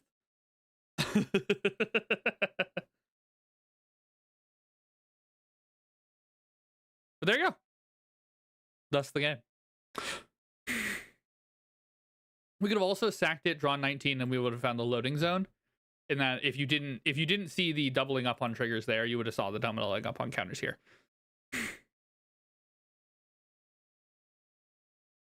Oh, okay. So Forgotten Ancient has 19 counters on it. When it dies, I'm going to get 2 triggers. I'm going to get one from Rayhan, and I'm going to get one from Host of the Hereafter. Both of these triggers are going to put all of the counters that were on that creature onto target creature. So I'm going to get 19 counters from Rayhan, and I'm going to get 19 counters from Host of the Hereafter. I'm going to put all of those onto Genova. So Genova is going to get 19 plus 19, which is 38, plus its existing counters, which is going to be 55. 53. Math is hard. I'm then going to sack Genova, which is going to have the same double trigger effect. So it's going to have 2 triggers to put 53 counters on target creature, which is going to be Birds of Paradise. I'm then going to sacrifice Birds of Paradise. And I'm going to put, so 53 twice to 106. So I'm going to sacrifice Birds of Paradise. I'm going to get 2 triggers. Technically, I can go all the way down. So I can go to Fin-Horned Elves, and then I can go to Heron, and then I can go to Last of the Rayhan, and it's like 700 damage. I think you have 1600 damage here if you sequence it correctly, but it doesn't really matter. Yeah, that's the trick. When you have 2 Rayhan effect, when you have 2 Rayhan effects or Rayhan plus a counter doubler, you get to just chain through your entire field with your total number of counters getting higher and higher and higher and higher, which is why I kept trying. That's why I was trying to figure out a way to convert my counters into Dutes. Since you're Cleopatra, you don't want to like centralize your deck around this idea. Where like obviously this deck has Rayhan, so that's like why the deck is trying to centralize itself around the idea of like chaining, going up that chain. But this deck, it's just like a cool thing you get to do sometimes. Think of this as like, okay, now you have a new combo route of like, there's some facsimile of counters and creatures, and then Rayhan plus counter doubler is like, that's your new, I've given you access. This is the new combo that you have access to now. Ta-da! There you go. All right. Does that seem good, Ruby?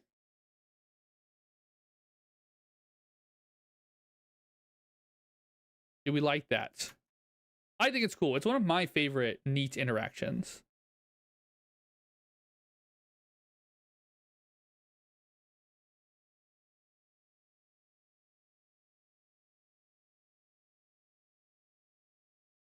Ooh. Yeah. I'm so happy to have introduced you to my it's the reason that if I ever build this deck again, I'm going to include a bunch of trigger doubling, because I think that that's another fun way to do this, is to just like straight up double Rayhan's trigger directly. I think that's something this deck didn't do, but I think that's another fun way to do this. With that, like I said, Jackie, I believe, is our last deck review, but she's also busy. And I did want to have a shorter stream because I am turning into mush. I gotta get back in the swing of constant Magic content. Thank you all for being nice and being here. Like I said, I have the next video recorded. I'm gonna spend this weekend editing it, I promise, and I will hopefully have it out next either Sunday or like early next week. That's my personal current goal. But I got to be like in the perspective of being of I sadly cannot just tell myself to be creative. I'm not that kind of person. With all that, thank you all for joining. Thank you for being here. Have a wonderful night. Oh, thank you. All right.